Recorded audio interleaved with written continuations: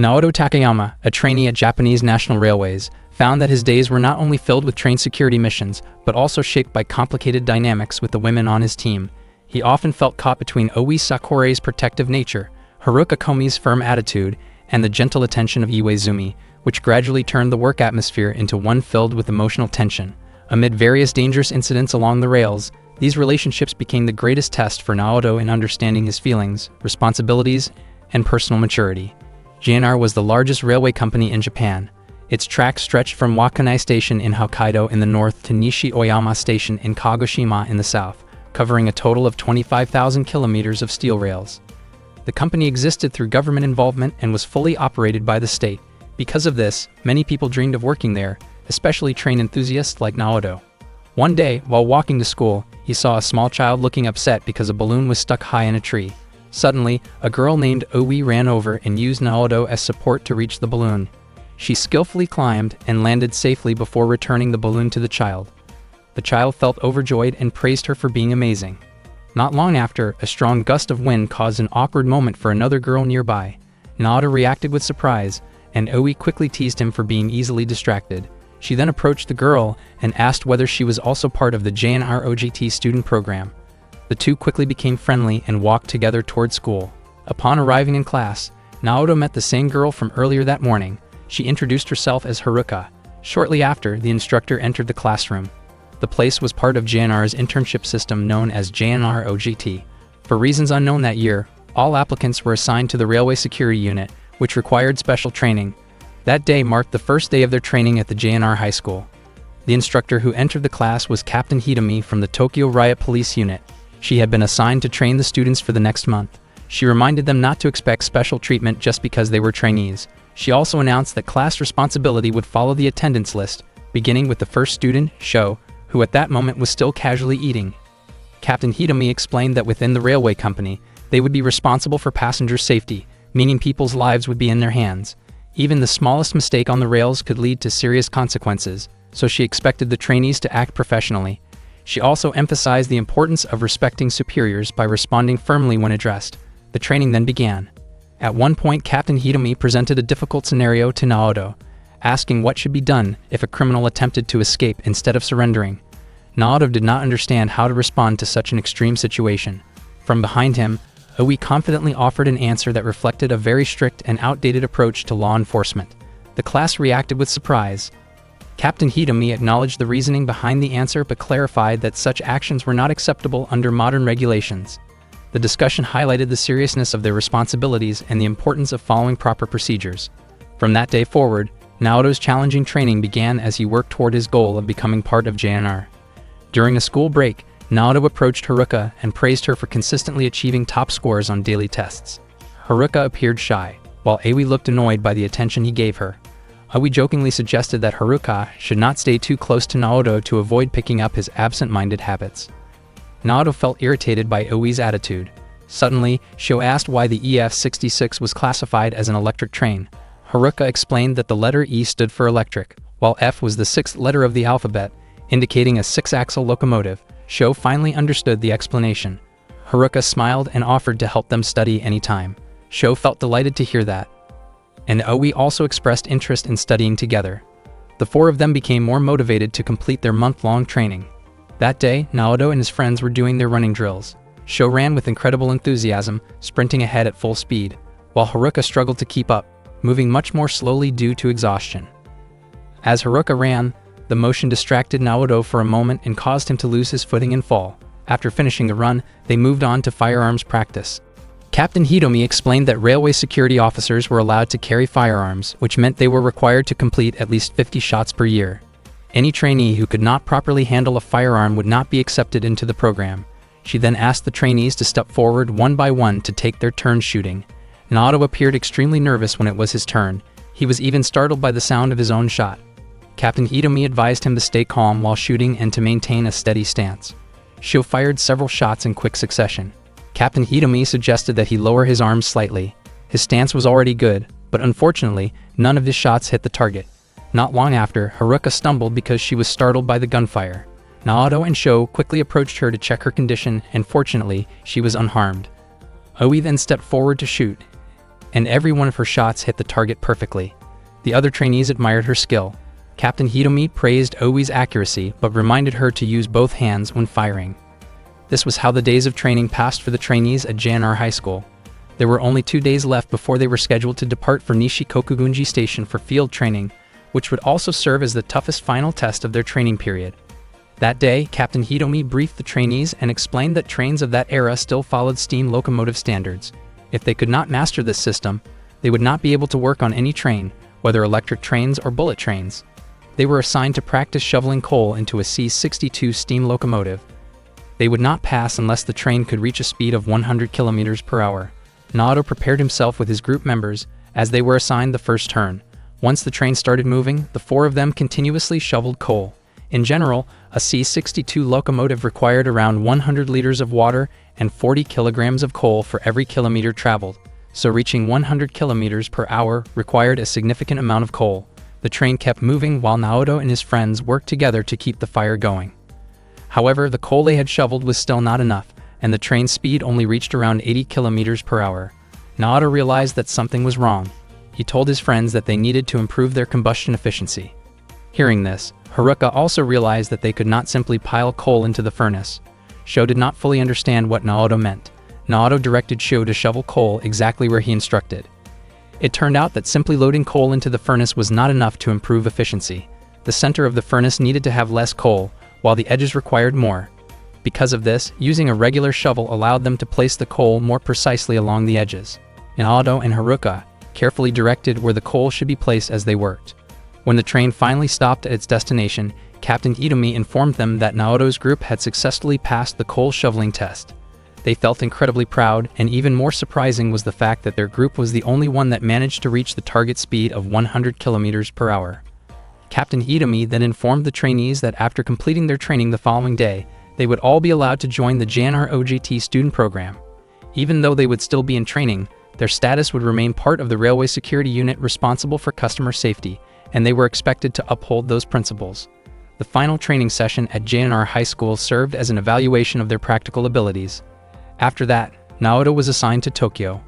For reasons they did not fully understand, Naoto ended up meeting his group members again there. That day, they received instructions from their superior, Osamu. He told them not to do anything unusual and to simply follow his orders. Osamu then pointed out that Sho's uniform looked different and warned him not to stand out unnecessarily, because any trouble could affect Osamu's opportunity to work at headquarters. Not long after, Osamu received a phone call and said that he would send someone to handle the situation. Oi asked if there was a case that needed attention. Osamu explained that someone had reported hearing a dog barking on a train. He asked one of them to take care of it. Naoto and Haruka volunteered to go and handle the situation. The train they were assigned to inspect was the Hayabusa Express, equipped with sleeping cars and pulled by the latest EF68 electric locomotive. The sleeping cars were Series 28, and all of them were double-deck. Naoto loved trains, and this was his first time riding this particular type. They immediately began checking every compartment inside the cars. Naoto wondered why Haruka had chosen to work for JNR. He had been curious for a while because, during the month they had known each other, they had never talked about it. Suddenly they heard a puppy barking. Haruka quickly checked the ceiling area, and in the process, Naoto accidentally stepped on the hem of her skirt. Haruka explained that the reason she wanted to join JNR was because there was someone she admired and hoped to meet someday. A moment later, Haruka lost her balance while trying to fix her skirt and ended up falling onto Naoto. Their faces turned red from embarrassment due to how close they were. Naoto quickly apologized and moved away. Haruka mentioned that Naoto had helped her once again. They managed to retrieve the puppy and then filled out a lost and found form. Standing close to Haruka made Naoto increasingly nervous. He commented that Haruka seemed very refined because she knew the value of the dog and other details about it. Suddenly, Oi arrived and advised Haruka not to trust Naoto too easily, since she believed men often tried to charm women. Naoto was puzzled by why Oi seemed to dislike men so much, and Oi expressed her view that men tended to be selfish. As they exited the elevator, they saw a pair of thieves snatching a customer's bag. The 2 suspects ran very fast, and Naoto and the others immediately chased after them. Sho ran through an intersection, while Naoto, Haruka, and Oi tried to take a shortcut through a fence. Shortly after, Osamu called Naoto and asked him to report in immediately, but Naoto explained that he and his friends were busy chasing the suspects. Osamu warned them not to do anything reckless. Aoi quickly grabbed Naoto's phone and turned it off, believing that catching the suspects was the priority at that moment. Aoi jumped over the passenger entrance gate, while the suspects rushed toward the Natsukashi bullet train that was about to depart. Unfortunately, the doors closed before Aoi could reach the car. Frustrated, she knocked on the train door, and Naoto tried to calm her down to prevent her from getting hurt. Aoi pulled away and complained that Naoto was holding her too tightly. Haruka, meanwhile, remembered the train schedule clearly. The train's destination was Omiya, and it was scheduled to arrive there at around 1:50 a.m. To catch up, they would need to board bullet train 599, bound for Tohoku, which was scheduled to depart at 1:20 a.m. There were no other trains available, and it seemed like the suspects might get away. Haruka recalled that there had been a special announcement during the morning briefing, even though it was not listed on the regular schedule. Hearing this, Naoto realized there might be another way to pursue the suspects. He mentioned Dr. Yellow, a special inspection bullet train used to check overhead lines and tracks, capable of reaching speeds of up to 200 kilometers per hour. Its schedule was not made public, so Naoto had never seen it before.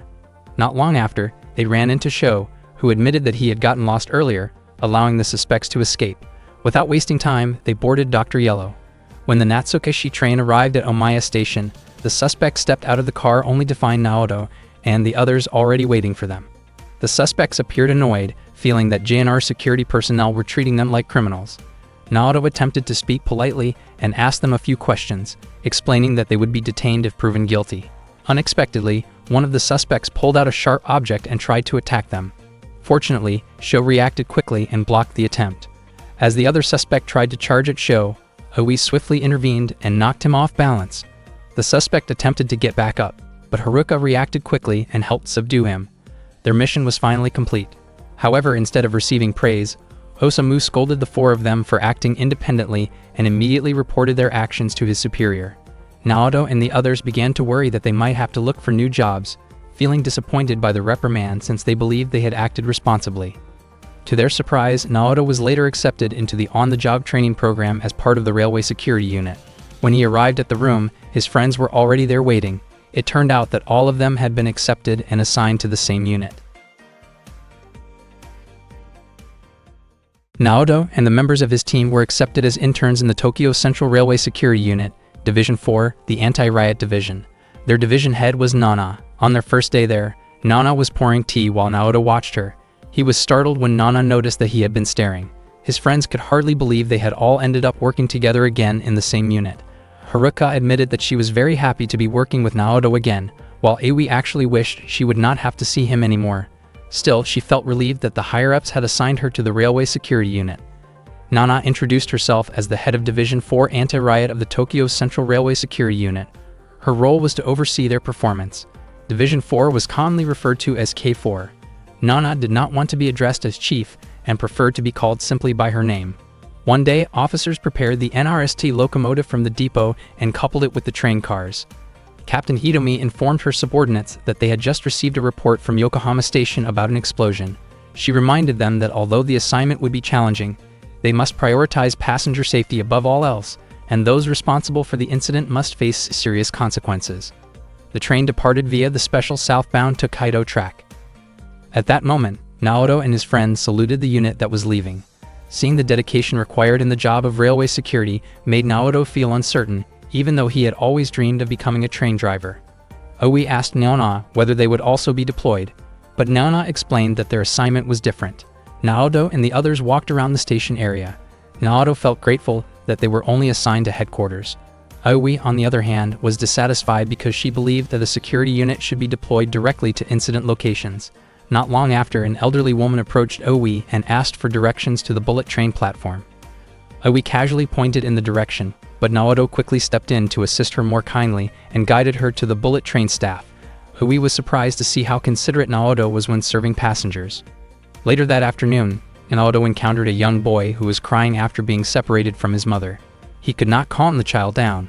Soon, Sho approached to help, but neither of them could stop the boy's tears.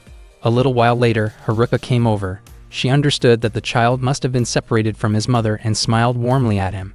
Seeing Haruka's gentle demeanor, the boy immediately ran into her arms. Naoto felt fortunate that their unit had female members who could handle situations like that. Aoi watched from a distance, quietly holding back her frustration. Aoi later approached Nana and questioned why their duties felt like minor policing tasks. She expressed her desire to work as part of a security team that responded directly to incidents. Nana explained that maintaining safety at Tokyo Station was just as important. She sensed that there was something off about Aoi's mindset, because their role was not about engaging in confrontations. With calm authority, Nana confiscated a weapon that Aoi had hidden under her clothing. Meanwhile, Naoto and Haruka were at the Lost and Found Information Center to hand over a bag they had discovered.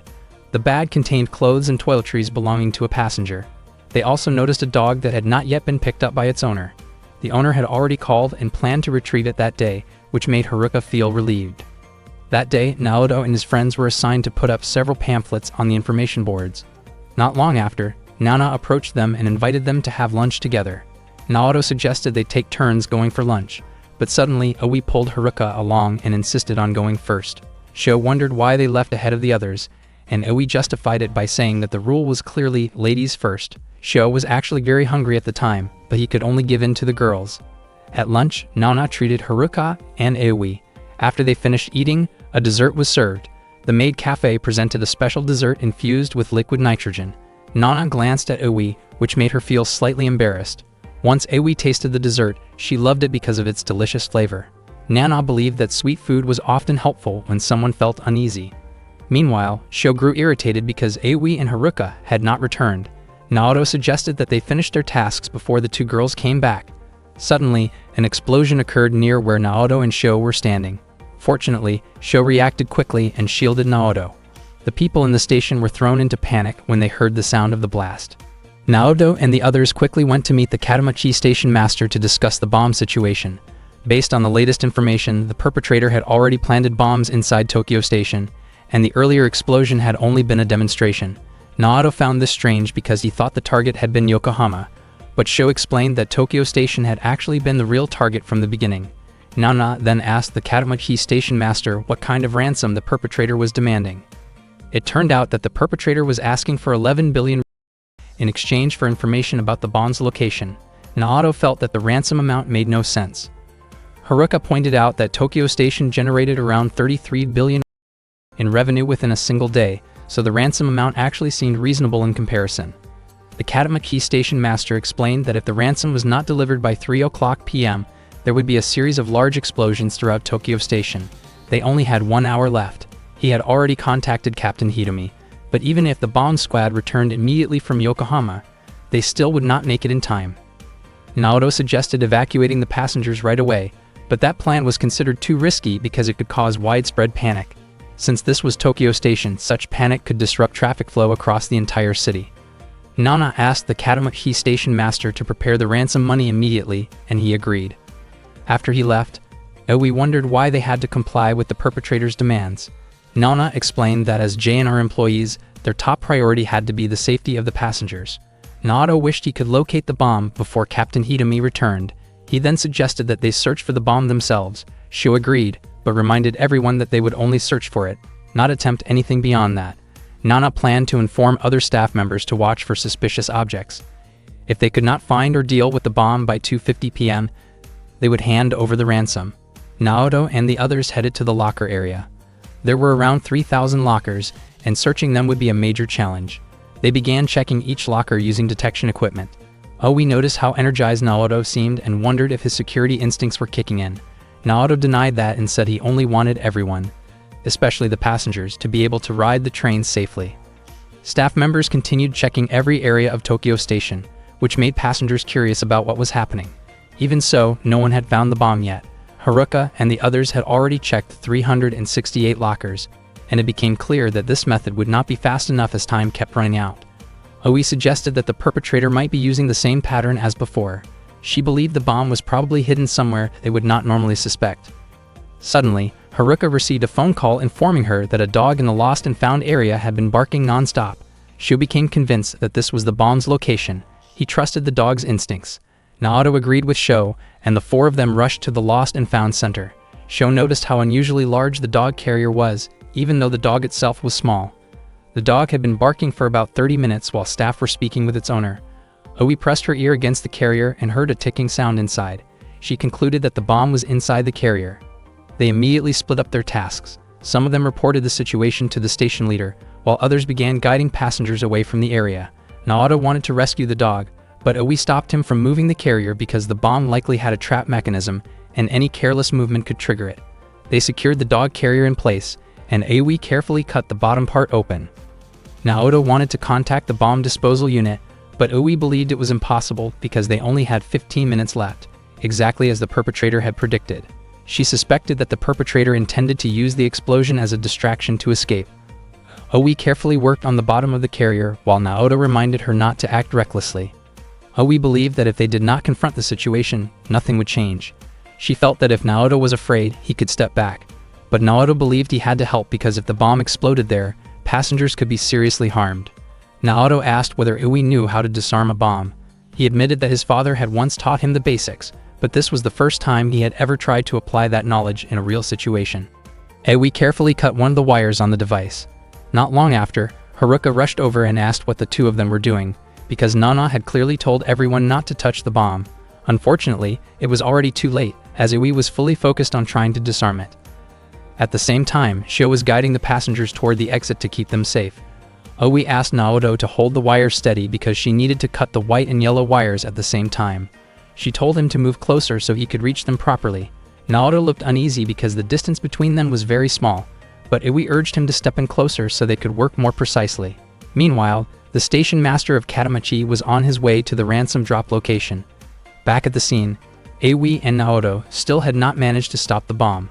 Naoto became unsure about which wire should be cut next.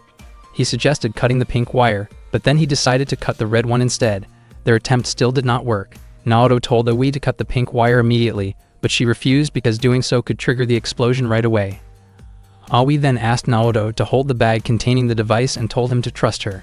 She quickly ran off. Haruka asked what she could do to help. Naoto asked Haruka to make sure that no one would be in danger if the bomb went off. Haruka felt frustrated because she wanted to help him. Naoto calmly reminded her that, no matter what happened, the passengers always came first, and that was the principle they had learned. Haruka then ran off to carry out that responsibility. At that moment, only 1 minute remained on the timer. Naoto felt helpless and began to think that his dream of becoming a train driver might never come true. Suddenly, Aoi came back and sprayed something onto the bomb. A cold mist covered the device. She told Naoto to hold it firmly. Time was running out, and only seconds remained. Fortunately, the countdown stopped with 5 seconds left. Naoto and Aoi both felt a huge wave of relief. Elsewhere, the station master was about to hand over the ransom money to the suspect. However, security forces quickly moved in and apprehended him. He struggled briefly, but the officers restrained him without causing further harm. The station master of Katamachi looked relieved, and Captain Hitomi prepared to question the suspect afterward. Captain Hitomi felt satisfied that the mission had been handled successfully. Naoto asked Aoi what she had used earlier.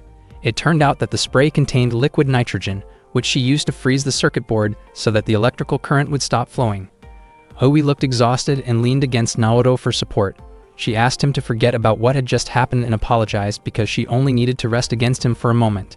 She also thanked Naoto for trusting her. The next day, Nana announced that starting that day, Naoto had been appointed as the vice leader of Division 4, the anti-riot unit. Naoto was shocked to hear this news. Nana explained that the promotion was a result of what had happened the day before. Aoi wondered why someone as timid as Naoto had been chosen for the position. Sho and Haruka said they did not mind the decision. Nana stated that her choice was final. Aoi eventually agreed, even if she did so reluctantly.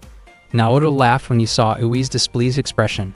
Deep down, he felt that he might be drifting even further away from his dream of becoming a train driver. One winter day, the Hokuto's train sped forward, cutting through heavy snowfall. Two people who had been waiting for it smiled as the train passed by them.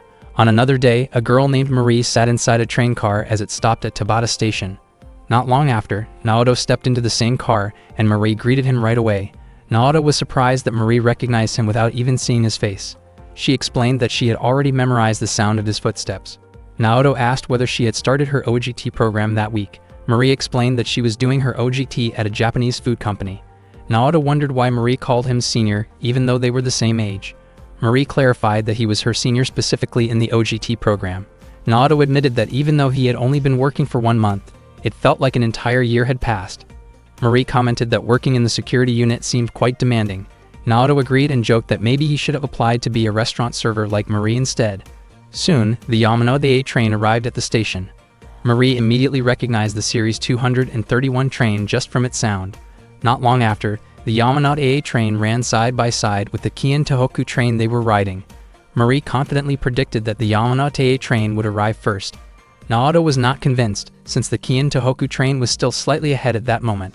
Marie even challenged him, insisting that the Yamanote A was faster.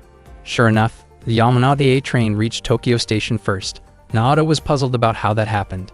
Marie explained that the Series 231 trains were still in excellent condition and suggested that Naoto might need a bit more practice in recognizing these details. They parted ways at the station shortly after. As Naoto walked toward his office, he suddenly saw Oi detaining someone. Naoto was surprised that another incident had occurred. Oi was holding a man and firmly instructing him to cooperate. Naoto was confused by what he was seeing. Oi explained that the person she had detained was involved in criminal activity.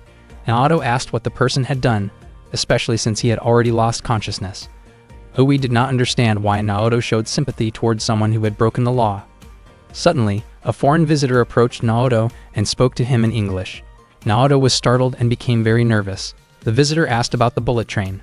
Naoto struggled to understand because he was not confident in his English skills. Fortunately, Haruka arrived and calmly explained the information about the bullet train and how to purchase the ticket. Naoto felt very grateful for her help. Oi commented that Naoto really should study English. Naoto replied that his mind was already filled with railway knowledge, which made it difficult for him to absorb another language.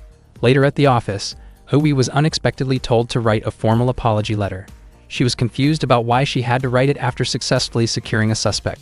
She even had to rewrite it because it needed to be written in pen. Oi continued to complain quietly while writing it. Naoto offered to help, but she refused because she did not want to be outdone by a man. Naoto wondered why Oi had gone as far as knocking a person unconscious when simply restraining him would have been enough. Oi believed it was more efficient to secure the situation that way. Not long after, Haruka came by and brought drinks. She offered to help Oi with the letter, but Oi declined, confident that she could handle it herself. A moment later, Naoto pointed out that Oi had made a mistake on the third line. At lunchtime, Oi ate together with Nana and Haruka. She had difficulty understanding the names of the dishes on the menu, so she randomly chose one. Haruka explained that the dish was a type of fish with a coarse texture. Oi quickly changed her choice. Haruka then mentioned that the new selection was a bean soup that was well known around the Mediterranean region. Hearing about the Mediterranean made her think about the Trans-Siberian route in that area. Oi clarified that not all places in the Mediterranean were connected to the Trans-Siberian route. Oi then noticed Naoto and Sho nearby and wondered why they were there. Naoto explained that he and Sho also wanted to try the food at that restaurant. Oi and Naoto started bickering again, and Oi commented that Naoto did not seem suited to eating at a place like that. Haruka was puzzled by their behavior. She then asked whether Oi had finally decided on her order. To everyone's surprise, Marie turned out to be working at that very restaurant. Naoto immediately greeted her, clearly not expecting to see Marie working there. Marie asked Naoto whether the uniform she was wearing suited her. Naoto said that the uniform looked perfect on Marie. Marie then introduced herself to Naoto's friends. She was an 11th grade student at Kiryu Railway Technical High School, and she sincerely thanked them for looking after Naoto all this time. Haruka greeted her warmly and also commented on how well the uniform fit Marie. Nana guessed that Marie and Naoto both shared a strong love for trains. Naoto explained that Marie enjoyed listening to the sounds of trains, station departure bells, and similar noises. Haruka described Marie as a collector of train sounds. Oi wondered if all students from the Railway Technical School were like Naoto. Marie quickly clarified that no one was as unusual as him. That evening, Naoto walked home with Marie. He bought taiyaki, and they relaxed together on a park bench while enjoying the snack and chatting. When Marie saw Naoto carefully checking the bench before sitting down, she was reminded of their first day of school. According to Naoto, inspecting seats was a basic habit for train drivers. Even though their classmates had laughed at him back then, Marie had actually been impressed because she realized how serious Naoto was about becoming a train driver. At that time, Naoto himself still had no clear idea what his future would look like. He wondered whether he would succeed in the security unit and tried not to dwell too much on what had already happened. Marie suddenly mentioned that Naoto's friend Oi seemed very suited to working in the security unit. Naoto did not fully understand what she meant, but he often felt uneasy whenever Oi was around, as if he was being closely watched. He never quite understood how Oi thought. The next day, the work at the 4th Division's anti-riot office was extremely busy. Haruka offered to help Naoto with his tasks. Naoto became noticeably flustered when Haruka stood very close to him while working. He grew so nervous that he lost focus and even fell from his chair. Shortly after, Naoto noticed several missed calls from Marie. It turned out that Marie wanted to ask the security unit for help. Marie explained that her friend Kaori, who often worked with her to create custom ringtones, had been missing since the previous night.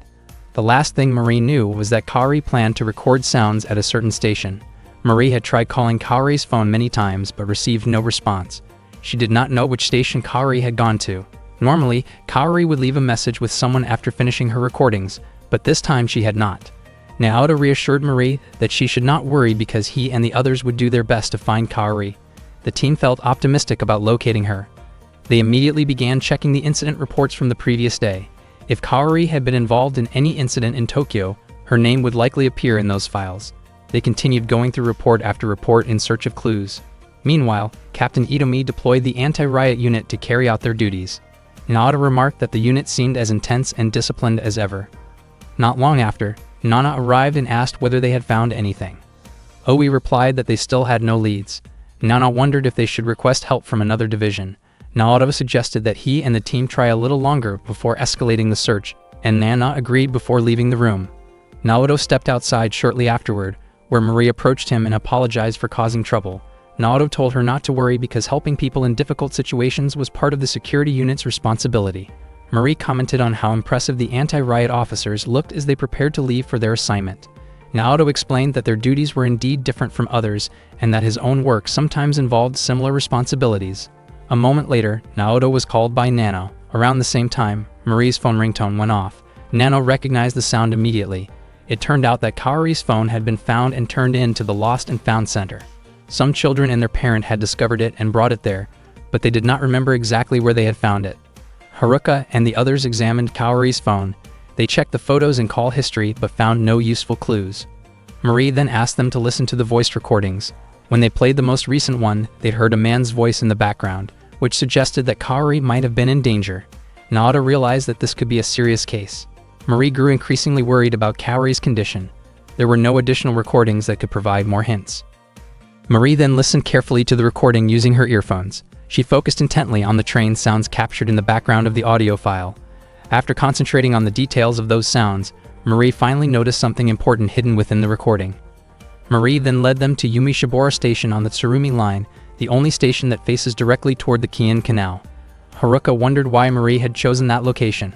Marie explained that in Kaori's last recording, she had faintly heard the sound of waves hitting a wall. She had also picked up the sound of a brake test, something that could only be performed at the final station on a line. From those clues, Marie concluded that the closest JNR station capable of capturing all those sounds was Yumi-Shibora Station. Sho had not realized that Marie could hear the sound of waves in the recording. Naoto mentioned that Marie's hearing was rarely wrong, and he felt confident that this was the place connected to Kaori's case. At that station, people without special permission were usually directed out through the park area. Hui believed the perpetrators would not stay on the train for long since they were holding a girl against her will. They quickly began searching the nearest stations. To speed things up, they split into groups. Haruka and Sho checked each storage building one by one. Meanwhile, Naoto asked Marie to search with him around Shin-Shibora.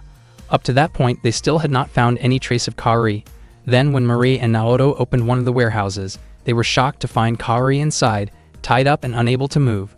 Naoto immediately contacted the others to inform them that Kaori had been located. Marie hoped Kaori would soon regain consciousness. Not long after, Kaori slowly opened her eyes, and Marie embraced her tightly in relief. Before long, the others arrived. Oe quickly untied the ropes around Kaori. She urged everyone to leave the place immediately. Haruka and Marie carefully supported Kaori as they moved. Unexpectedly, the criminals suddenly appeared at the doorway. They were startled, assuming that Naoto and the others were police officers because of their uniforms. Oe clarified that they were part of a railway security unit. The criminals then grabbed batons and prepared to confront them. Naoto asked Haruka to take Kaori away right away.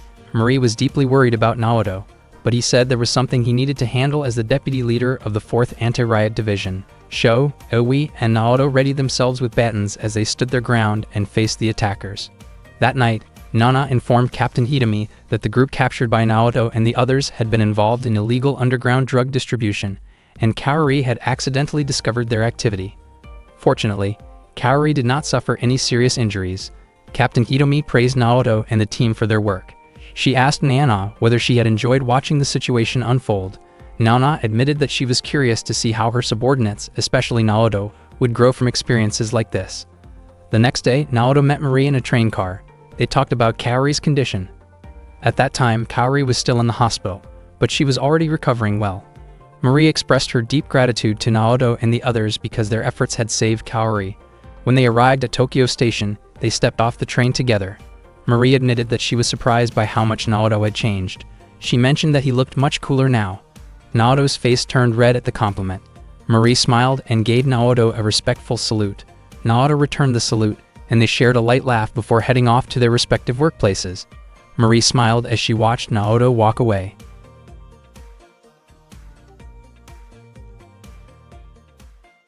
One day, Naoto boarded the Odoriko train with Oi and Haruka. Oi was completely captivated by the ocean view through the train window. Haruka mentioned that the Odoriko train was famous for how close it ran to the sea. Oi felt as if the view did not even look like it was seen from inside a train because the windows were so wide and clear. Naoto explained that the Odoriko Panorama train was specifically designed so passengers could fully enjoy the scenery along the route. Suddenly, a passenger sitting next to them asked them to keep their voices down. That passenger turned out to be Nawa, a very famous idol. Naoto immediately apologized.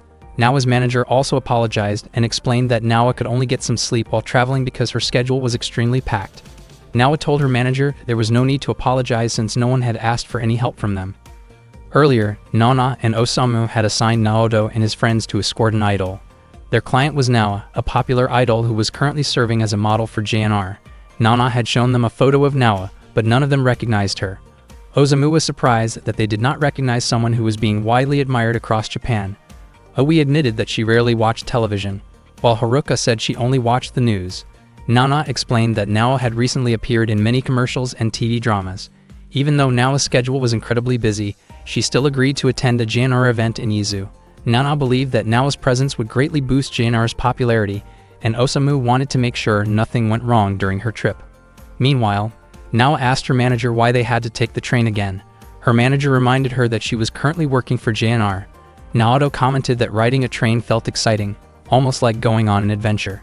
He also explained that the Odoriko train took its name from the Dancer of Izu.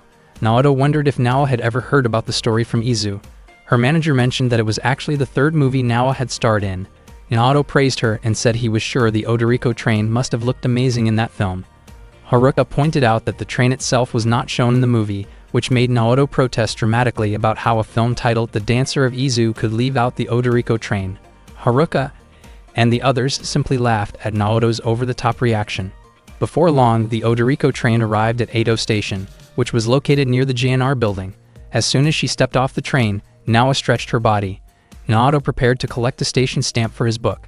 Suddenly, Oi told Naoto that she suspected someone had been watching Nawa for quite some time. That person approached Nawa and handed her a doll. Nawa's manager tried to accept it, but the person pushed him aside, insisting that the gift was meant only for Nawa. The unexpected situation caused Nawa and her manager to lose their balance and stumble. Later, while Nawa and her manager were in their room, Nana suddenly arrived and asked if Naoto was really there. It turned out that Naoto had lost consciousness during the earlier incident. Nawa quickly changed her outfit to prepare for her next activity, while her manager reminded her to be mindful of the situation. Nawa did not seem too concerned since Naoto was still unconscious. She wanted to finish her photo session quickly so she could proceed to the concert stage afterward. Her manager asked if she was sure about performing at the concert, but Nawa confidently stated that she would not let anything stop her from meeting her fans. When Naoto finally regained consciousness, he was surprised by the situation, but Nana asked him to stay quiet because Nawa and her manager were discussing something important. Her manager was clearly worried due to the earlier incident, but for Nawa, being a professional meant fulfilling her fans' expectations no matter the circumstances. Nana then asked if something had happened to Nawa.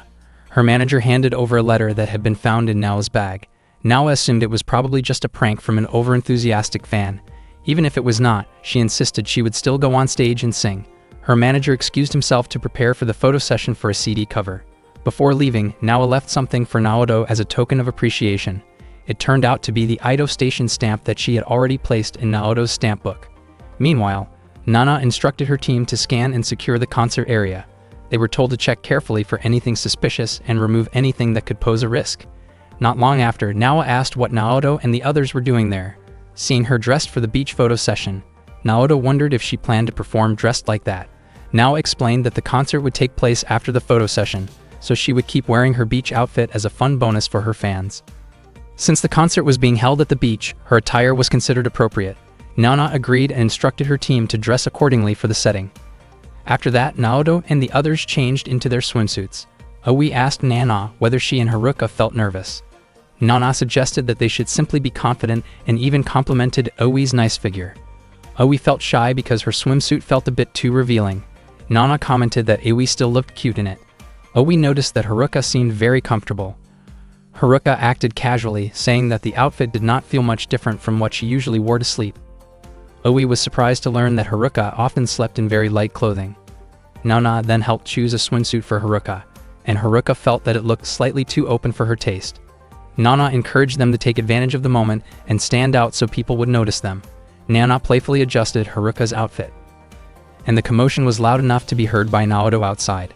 At that time, the stage preparations were nearly finished. Naoto approached Sho, who was patrolling around the beach area. Naoto borrowed the binoculars Sho had been using for patrol.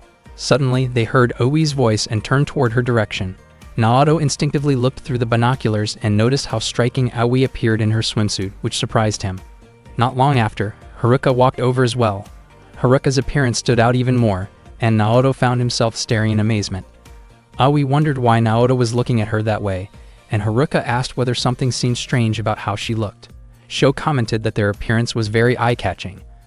According to Nana, that was actually a good thing because the beach was too large for them to monitor entirely, so standing out would help. If they openly made it clear that they were guarding Nao's concert, any troublemaker would think twice before acting. Nana had once used the same method with Captain Hitomi, and it had proven to be quite effective. While Nao was walking across the center of the stage, a large flame suddenly appeared for a brief moment and disappeared just as quickly. Seeing this, Naoto and the team immediately began investigating the stage area. There were no clear traces left behind, except for some magician's flash paper and confetti. Aoi carefully tested it, and the flame flared up briefly before fading away without causing any harm. Nana explained that the flash paper was commonly used by magicians and was not dangerous at all. She wondered why someone would do that and suspected it might be meant as a warning. Naoto worried that something more serious could happen during the event the next day. Aoi believed their task was simply to catch the culprit before the concert. Naoto, however, felt that it would not be that easy. Nao's manager suggested canceling the concert, but Nao firmly refused and said she would not back down. Nana thought it would be nearly impossible to stop the concert at that point and encouraged the team to work harder to find whoever was responsible. That night at the inn, Naoto admitted that he was still worried about Nao. He wondered why she refused to cancel the concert. Nao explained that she did not want to lose to whoever was trying to intimidate her. Naoto reminded her that her safety was very important. Nao replied that she might have misjudged Naoto before heading into the changing room. Naoto accidentally followed her inside, and Aoi quickly scolded him for entering a private area. In the confusion, Naoto noticed some personal belongings and soon felt a firm slap on his cheek. Afterward, Naoto and Sho stood guard near the bathing area, and Sho jokingly remarked on Naoto's reckless bravery for stepping into the women's space. Meanwhile, in the changing room, Nao wondered why Naoto had suggested that she step down from the stage. Haruka thought that Naoto had said that because he was genuinely worried about Nao's safety. Outside, Sho handed Naoto a box filled with medical supplies which Sho's father had recommended bringing along. Not long after, they heard Nao singing. Her voice sounded calm, beautiful, and soothing. Naoto found himself deeply impressed by how lovely her singing was. After she finished, Nao seemed to feel more at ease. She shared that when she first started singing on the streets, no one paid attention to her. However, because she never stopped singing, she was able to reach where she was now. That was why she had no intention of backing down, and no matter what happened, she would continue to sing.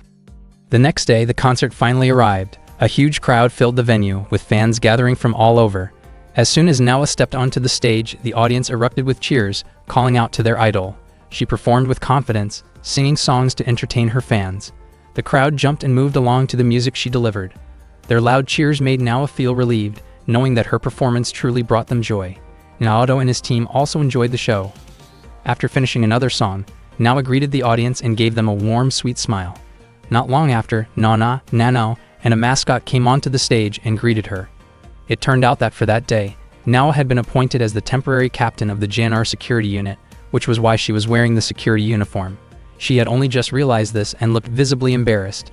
Nana then started a casual talk about trains, since the event itself was meant to promote railway transportation. At the same time, Naoto noticed someone dressed in black standing behind the stage. He grew suspicious about what the person was doing and wondered whether he was really just part of the event staff. Naoto recalled that the only people who could have performed the tissue magic trick on stage the day before were event staff members. Trusting his instincts, Naoto quickly ran to secure Nawa before the person could get any closer. Nawa was surprised by the sudden situation.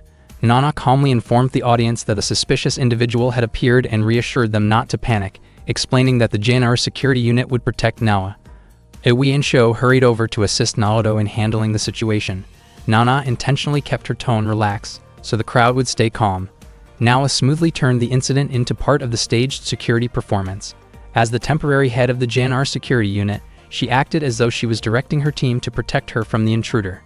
The man grew frustrated when his actions were treated like part of the show and suddenly pulled out a knife, attempting to move toward Nawa. Naoto reacted immediately and stepped in to stop him. In the chaos, Naoto was struck, causing everyone to gasp in shock. Iwi quickly rushed in, knocked the attacker down, and restrained him. She was deeply worried about Naoto's condition. Despite the scare, Naoto managed to smile and commented on how much it hurt. He then reported to Captain Noah that their mission had been completed. The audience, thinking it was all part of the performance, cheered and praised how cool the act looked. The security team swiftly escorted the attacker backstage. Naoto felt relieved that the situation had finally been brought under control. After things settled down, Naoto explained to his friends that the impact he felt had been intense, but the stamp book inside his vest pocket had protected him from serious harm. Haruka reminded him not to act so recklessly in the future. Naoto apologized, while Nana actually praised the team for preventing panic among the crowd.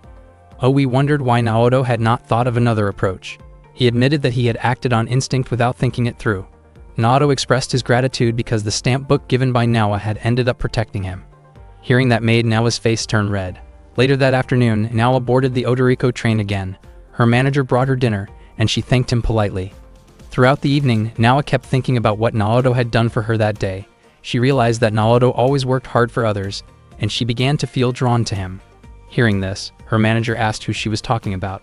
Nawa replied that she was talking about the Odoriko train, a nickname she used for Naoto. One day, Naoto was in his room, playing with his model train set. Running train simulations had become an important part of his daily routine. Not long after, the doorbell rang, followed by a knock on his bedroom door. Naoto assumed it was his mother, but it turned out to be Owi. She opened the door right away and was startled by the toy tracks spread out in front of him. The moving train bumped into Owi's chest and tipped over. Later that day, Naoto and Owi practiced shooting drills. Naoto wondered why they had to practice again. Owi emphasized that even a difference of a few millimeters in a confrontation could determine victory or defeat. Naoto questioned whether that meant Owi trained only to win. Owi remarked that Naoto's timid attitude had not changed. She intended to correct what she saw as his crooked mindset. During their practice, Naoto was repeatedly hit by Owi's shots. At one point, Owi managed to shoot him from above. She jokingly treated Naoto as if he were a suspect. Naoto did not understand why Owi referred to him that way. Owi believed Naoto had accidentally glanced in her direction earlier, which made her uncomfortable. She firmly stated that inappropriate behavior was a serious matter. When Owi jumped, Naoto's shot unintentionally hit her upper leg, which surprised and embarrassed her.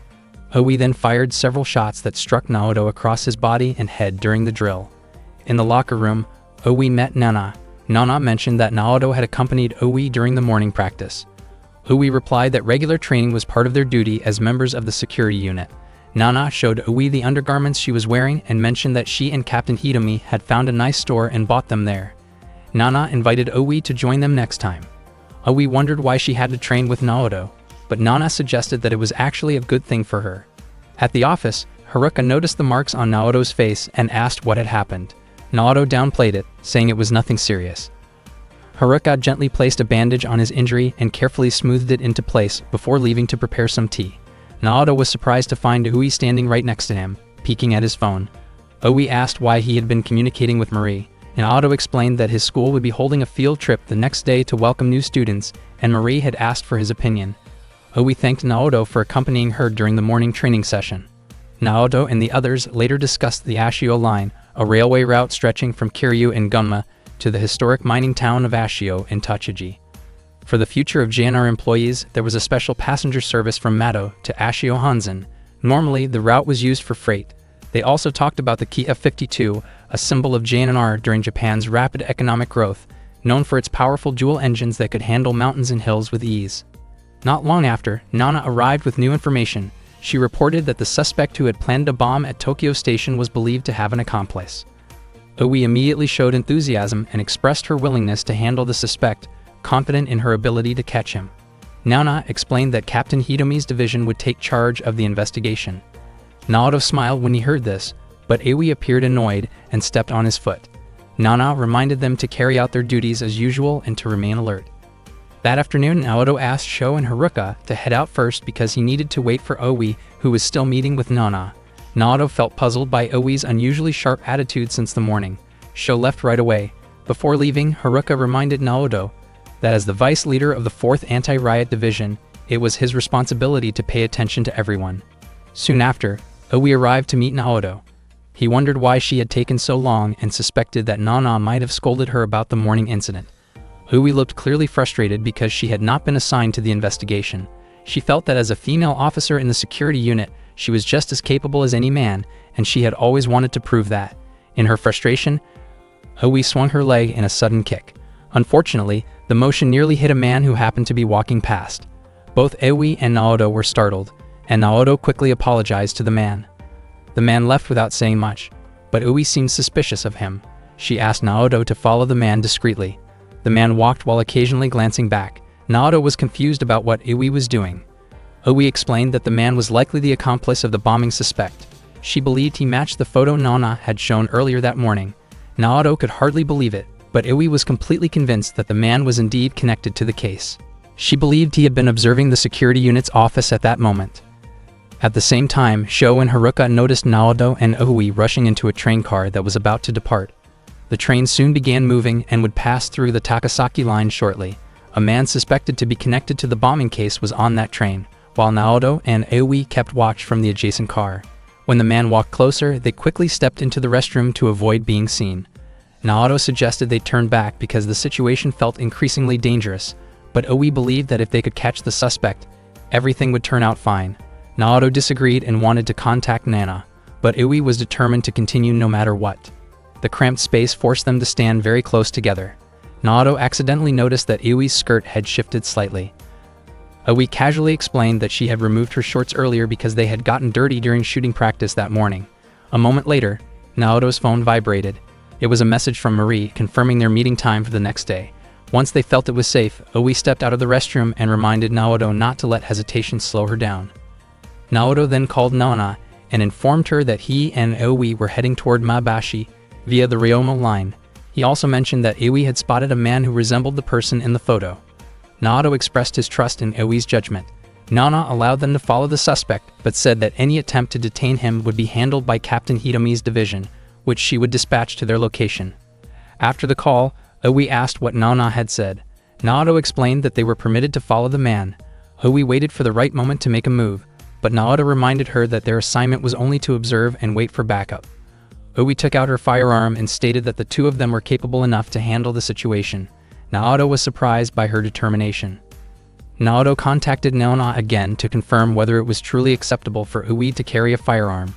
Nana explained that Oe had insisted earlier that facing a bombing suspect without protection would be too risky. Nana trusted Naoto to make the right decision and believed he would not let Oe act alone. Oe asked when backup would arrive. Naoto suddenly said that he would trust Oe's judgment, which caused her cheeks to flush slightly with embarrassment. As passengers gradually got off the train, Oe realized she could not keep tailing the man for long.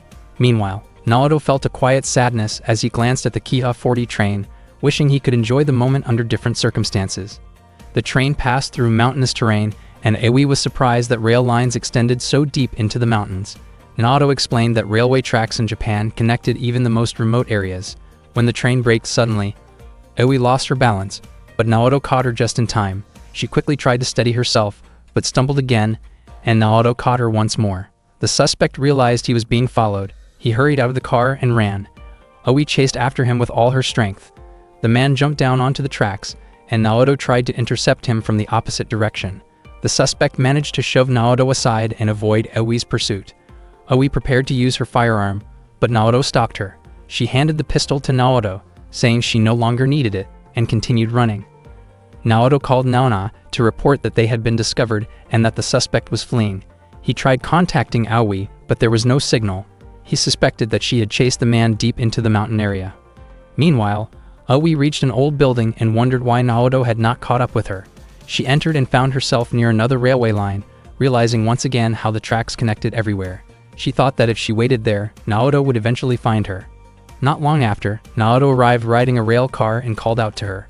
They boarded a freight train together. Aoi asked why it had taken him so long to reach her. Naoto felt deeply relieved to see that she was safe. They later stopped at a house.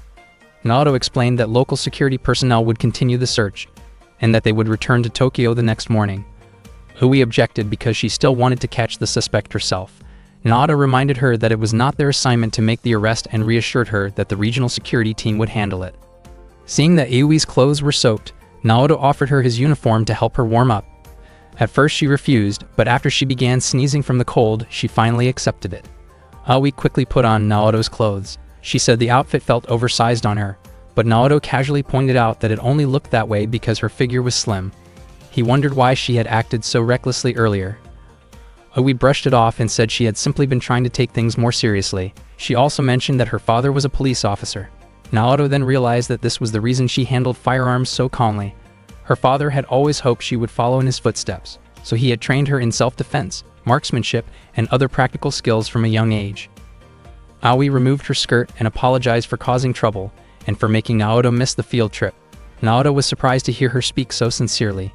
She turned around and emphasized that she was capable of admitting her mistakes. Naoto quickly reminded her that she was not wearing anything underneath, which made Aoi feel very embarrassed when she realized he had noticed. The next morning, Aoi woke up and spotted a man she suspected. She immediately ran after him, and Naoto asked if she was certain he was the culprit. The man kept running but suddenly threw his bag toward Aoi. Realizing that the bag contained a bomb, Aoi stepped back and shielded Naoto. The explosion followed and flames spread across the railway tracks. At that moment, a train carriage was approaching their direction. Naoto grew worried after seeing that the tracks had been damaged by the blast.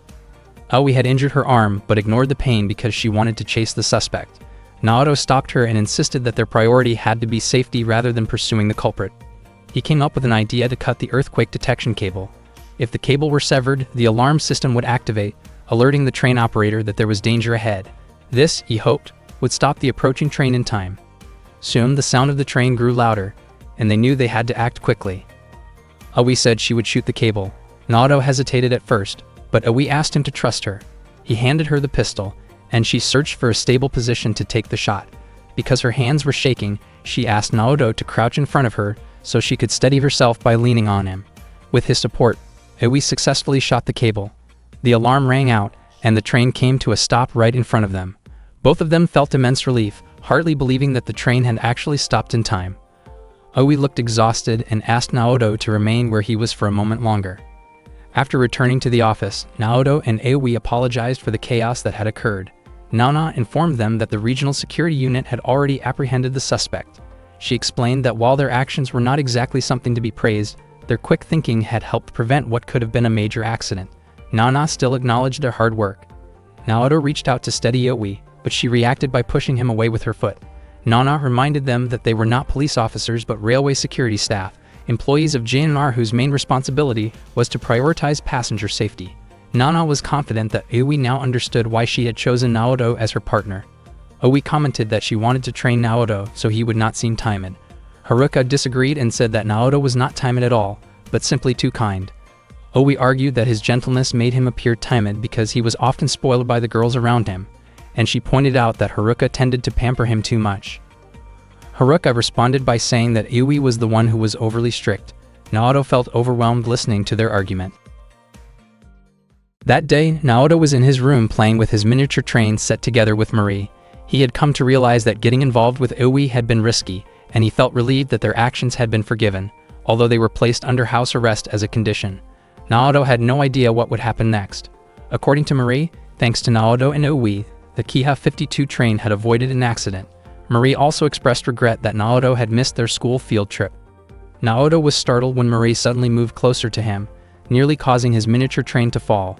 Fortunately, Marie caught it just in time. She reminded him to always prioritize safety. Before she left, Naoto promised that he would repay the cost of the field trip.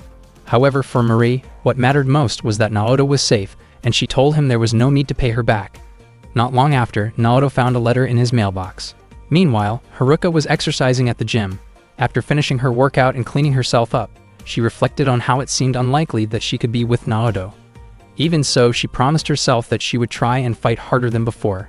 Suddenly, Nana appeared and noticed Haruka while she was changing clothes.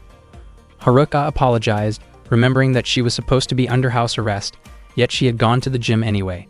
Nana mentioned that, as a division chief, she was also under the same restriction, so slipping out quietly was not a big deal. Nana teased Haruka about her determination to try harder for Naoto. Haruka blushed and clarified that she would work harder for Division 4. Later that day, Naoto was at the station and tried calling Aoi, but she did not answer. He then called Haruka and asked to meet her. At the same time, Aoi checked her phone and noticed the missed call from Naoto. She wondered why he had tried to contact her and considered whether she should call him back. At that moment, she saw Haruka hurrying somewhere, as if rushing to meet someone. Not long after, Naoto approached Haruka.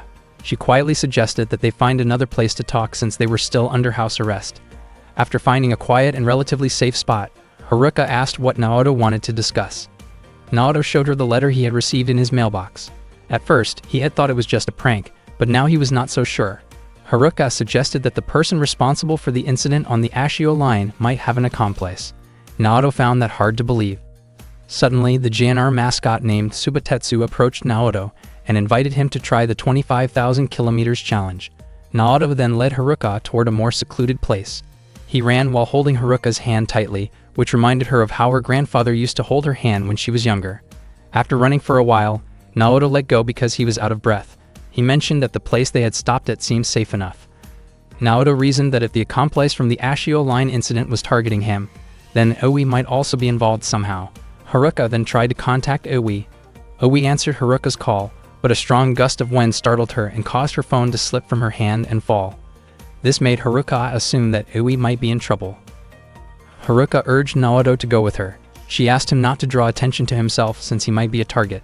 Naoto wished that Sho were there to help, as he usually did. At that moment, they noticed a broadcast showing Sho participating in a curry eating contest. Seeing this made Naoto wonder whether Sho even understood what being under house arrest was supposed to mean. Around that time, Aoi had just stepped out of a repair shop after getting her phone fixed from the fall. She was surprised to see Naoto and Haruka standing very close to each other and holding hands. She wondered why the two of them were together like that and whether they also understood what being under house arrest meant. Aoi recalled Haruka's earlier objection when Aoi had called Naoto timid. In her frustration, Aoi began to think poorly of Naoto's behavior. Overcome with emotion, Aoi reached for the small device she carried for protection. Before anything further could happen, Subatetsu suddenly bumped into her. The sudden collision caused the device to misfire, and an object nearby Haruka and Naoto was struck instead. Both of them were startled by the unexpected impact. Haruka became convinced that the incident might be connected to the mysterious threat they had been worrying about. Haruka and Naoto ran as fast as they could to get away. Aoi felt irritated with Subatetsu for causing her shot to miss, so she immediately went after them. In her rush, she crossed the street carelessly and was warned by a police officer. Aoi kept running to avoid the officer's pursuit, confused about why she was suddenly being chased. At the same time, Haruka and Naoto sensed that someone was following them. They quickened their pace and headed toward what they hoped would be a safer area. The officer continued calling out for Aoi to stop, but she refused and kept moving. Haruka and Naoto fled until they reached a fence and climbed over it. When Naoto jumped down, he lost his balance and accidentally bumped into Haruka. Both of them fell onto a pile of cardboard boxes filled with canned fish. Haruka checked to make sure Naoto was okay and guessed that they were no longer being chased. She suggested contacting Nana for help. Naoto quickly tried to call Nana, but her phone could not be reached. Suddenly, a flower pot fell in front of them, startling them both. Naoto wondered how the pursuers could have figured out their location. Haruka suspected that their phone might have been tracked and told Naoto to throw it away immediately. After that, they left the area. It later turned out that the pot had simply been knocked over by a cat. Meanwhile, Nana had just started charging her phone at a cafe while sitting with Captain Hitomi. Captain Hitomi commented that Nana could be careless, since her phone being off might cause her to miss an emergency call. Nana did not seem too concerned because her subordinates were currently under house arrest. She thanked Captain Hitomi for helping her charge the phone. Elsewhere, Haruka and Naoto were exhausted from running. Naoto apologized, believing that the situation was his fault. Haruka handed him a handkerchief, which he used to wipe the sweat from his face. Haruka admitted that she was glad she could help him. Suddenly, a group of cats surrounded them. Seeing this, Haruka and Naoto ran again as the cats continued to chase them. One cat jumped down from a rooftop and blocked their path. Haruka quickly stepped forward to shield Naoto. Naoto fell onto the pavement while Haruka stood her ground. Haruka began to suspect that the cats had somehow been trained to pursue them. One of the cats leaped onto Haruka's back. She guessed that the cats were tracking them by scent, so she quickly took off her jacket and tossed it aside. As expected, the cats immediately crowded around the jacket.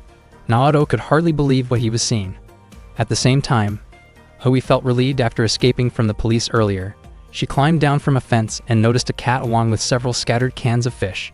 She assumed the cat had made the mess. Not far from there, she found Naoto's discarded phone.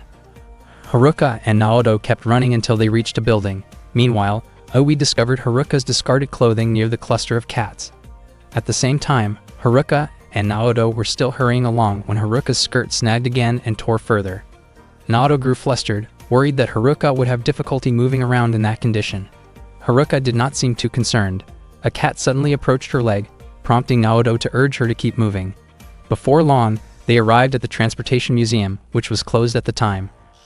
Haruka wondered whether it would be alright for them to go inside. Naoto believed that their actions would be understood given the emergency they were facing. He asked whether Haruka had ever visited the Transportation Museum before, and she nodded with a small smile. Naoto then guided her up the stairs. Unexpectedly, the group of cats began approaching Haruka again. Haruka asked Naoto to turn around and not look in her direction. She then tossed another piece of clothing away from them, distracting the cats. Haruka and Naoto entered the room and wondered why the door had been left open so easily. Naoto felt that something was off. Haruka speculated that the cat chase might have been a distraction, and that the real goal was to lead Naoto into that room. Naoto felt that Haruka might be overthinking the situation. Haruka held Naoto's hand tightly, clearly worried about him. Their eyes met briefly, and both of them felt awkward. After noticing a pamphlet on the wall, Naoto found himself reminiscing about the Kodama restaurant located on the 4th floor of the Transportation Museum. The restaurant was designed to resemble the dining car from the Series 151 Kodama Express train, built during the early golden era of JNR. Even though the menu had never particularly impressed him, Naoto had always felt happy whenever his parents took him there. Meanwhile, Oi was being scolded by Captain Hitomi and Nana for wandering around while she was supposed to be under house arrest. Captain Hitomi blamed Nana for not setting a good example as the head of the division. Nana defended herself by saying that she had only gone out because Captain Hitomi could not shop on her own. Not long after, Captain Hitomi received a call from headquarters. At that moment, Nana noticed that the clothes Oi was carrying seemed to belong to Haruka. Captain Hitomi informed them that someone had triggered the alarm at the Transportation Museum. Oi became excited when she heard about the incident and eagerly offered to help. Captain Hitomi questioned whether Oi truly understood what house arrest meant. At the same time, Naoto and Haruka were walking through the Transportation Museum. He mentioned that on the 3rd floor there was a theater hall that showcased various transportation services. They then headed to the souvenir shop area. Naoto pointed out what he considered the most fascinating exhibit, the JNR Class C-57 steam locomotive, famously nicknamed Kifujin, or the Old Lady. Naoto was clearly thrilled as he walked around the exhibit, while Haruka tugged on his shirt and suggested that they should not get separated. Naoto realized that he had gotten overly excited and was acting like a child. Suddenly, Haruka moved closer and asked whether Naoto remembered something that had happened 8 years, 3 months, and 15 days ago. Naoto did not understand what she meant. At that moment, 2 masked men appeared and confronted them. Meanwhile, Oi, Nana, and Captain Hitomi arrived in front of the museum. Oi commented that Naoto probably liked places like that. Nana was certain that Oi had never been to the Transportation Museum before. They then noticed a cat and a torn skirt that belonged to Haruka. They wondered why they kept finding Haruka's clothing again. Oi became convinced that Haruka must be nearby. At the same time, the 2 masked men continued chasing Naoto and Haruka. Haruka was almost caught, but Naoto quickly pulled her away to safety. The 2 of them ran as fast as they could, and fortunately, Oi and the others spotted them. Captain Hitomi was certain that the masked men were responsible for the disturbance. She immediately ordered Oi and Nana to chase them. Naoto found a room and brought Haruka inside with him. To his surprise, he realized that Haruka was in a state that made her feel extremely embarrassed.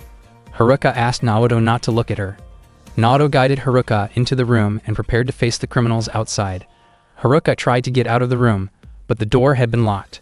Naoto apologized because Haruka had been dragged into the situation because of him. Haruka admitted that she would do anything for Naoto. Naoto did not want Haruka to end up resenting JNR because of this incident. He was confident that he could resolve the situation without depending on anyone else. The masked criminals prepared to attack Naoto, but suddenly Oi appeared and swiftly subdued them. Captain Hitomi and Nana joined in to help restrain the criminals. Naoto was surprised to see them arrive. Oi then struck Naoto, thinking that he was the one responsible for the trouble. The others were confused as to why Oi had hit Naoto. At that moment, Haruka felt that the situation reminded her of what had happened when she first met Naoto years ago. When she was a child, she had once been trapped inside a dark room. She had cried in fear and hoped that someone would come to help her. Back then, Naoto had arrived and rescued her. Now the same thing seemed to be happening again. Naoto once again opened the door to a dark and frightening room and helped her out. Haruka immediately hugged Naoto and cried, feeling grateful that he had saved her once again. Oi scolded Naoto and questioned what he had done that led to Haruka being in such an uncomfortable situation. Naoto explained that Oi had misunderstood him. He tried to explain about a troublesome cat, but Oi did not seem convinced. Naoto also talked about a threatening letter he had found in his home mailbox. The letter had sounded alarming, but it had actually turned out to be a life insurance advertisement from JNR. Naoto mentioned his curiosity about a supposed sniper who had nearly hit him. Hearing this, Oi realized that it had actually been her own misunderstanding. Captain Hitomi remained convinced that Naoto and the others often caused unnecessary trouble. Nana felt that Haruka must have had a very exhausting day. Haruka remembered Naoto's words asking her not to hate JNR because of what had happened. She smiled and said that her feelings were still the same as they had been before. That day, Naoto and the others were scheduled to attend retraining at the training center in Karuizawa. Nana explained that they would be joining an advanced course for the JNR security unit. Oi was very excited and wondered if that meant she might be assigned directly to real incident sites during important situations. Nana added that they would also receive driving training there. Hearing this made Naoto even more enthusiastic, especially after Nana mentioned that the facility had an EF-63 electric locomotive. He could hardly wait to leave. Sho, on the other hand, simply hoped there would be plenty of good food. Nana mentioned that the boxed rice meal sold at Yokogawa Station was especially delicious, which made Sho even more excited. Nana then asked whether Haruka would be joining them. Haruka accidentally revealed that she would go as long as Naoto went too. Seeing how motivated everyone was made Nana smile happily. The four of them departed for the location that same day. Naoto was thrilled as they passed through the steepest slope on the JNR line, while Sho stayed busy eating snacks. Naoto's overly loud behavior began to irritate Oi. When they arrived at the facility near the station, they were greeted by the training supervisor, Tetsuya. Tetsuya had already heard from Captain Hitomi that their attitudes needed improvement. The training began with running laps around the field, leaving Haruka and Naoto visibly exhausted. Afterward, they headed to the cafeteria for lunch. Naoto admitted that their previous training felt insignificant compared to this one. Oi teased Naoto for being timid, and she was surprised to see Haruka gently offering him tea. Sho suggested that eating a lot would help restore their energy. He quickly called the server over to place an order, and to their surprise, the server turned out to be Marie. Marie approached them and asked if they were also attending the training there. She did not expect to meet them again. Seeing Marie, Haruka instinctively moved closer to Naoto.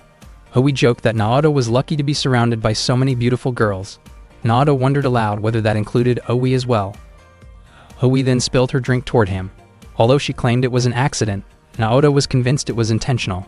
Marie promptly cleaned the table. When Sho asked about the menu, Marie explained that the day's special was beef curry. Sho immediately ordered 3 large portions for himself.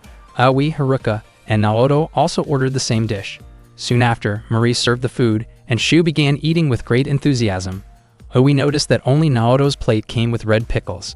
Naoto explained that it was because he disliked green onions. Haruka realized that Marie seemed to know Naoto's preferences quite well. Unexpectedly, Oi grabbed the red pickles from Naoto's plate and ate them herself. After lunch, they moved on to target practice. Tetsuya praised Oi's accuracy, noting that her shots were extremely precise.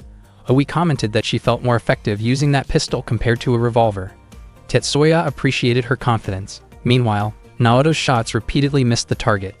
Tetsuya described them as warning shots and asked Oi to guide Naoto on proper technique.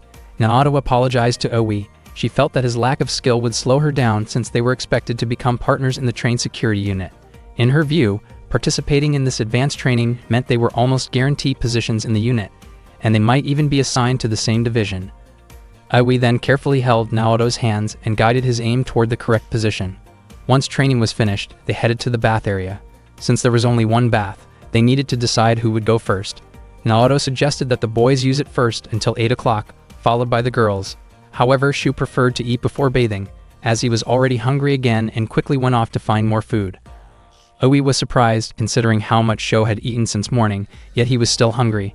Haruka thought it was because Sho had done a lot of physical activity and needed extra energy. Aoi agreed and pointed out that Sho never wasted his movements during training. She felt that Naoto should learn from Sho, especially in maintaining his stamina. Aoi even offered to help Naoto practice being more disciplined, saying she wanted to improve their teamwork. Naoto admitted that he was not actually interested in joining the security unit because he strongly wanted to become a train driver. Hearing this surprised both Haruka and Aoi. Aoi wondered why he had joined the training if he had no intention of entering the unit with them. Naoto explained that he only joined because he had heard they would be allowed to operate the EF-63 locomotive. Aoi questioned why he had not said that earlier when she was helping him during practice. Naoto mentioned that Aoi had looked very happy while teaching him. Embarrassed by the comment, Aoi blushed, scolded him briefly, and walked away. That night, Naoto soaked in warm water, confused by Aoi's attitude. All he had ever wanted was to become a train driver like the person who once saved him when he had collapsed from severe stomach pain long ago. All lost in thought, Naoto's body went limp, and he lost consciousness in the bath. Haruka quickly helped him and tried to wake him up. She repeatedly called out to Aoi for assistance.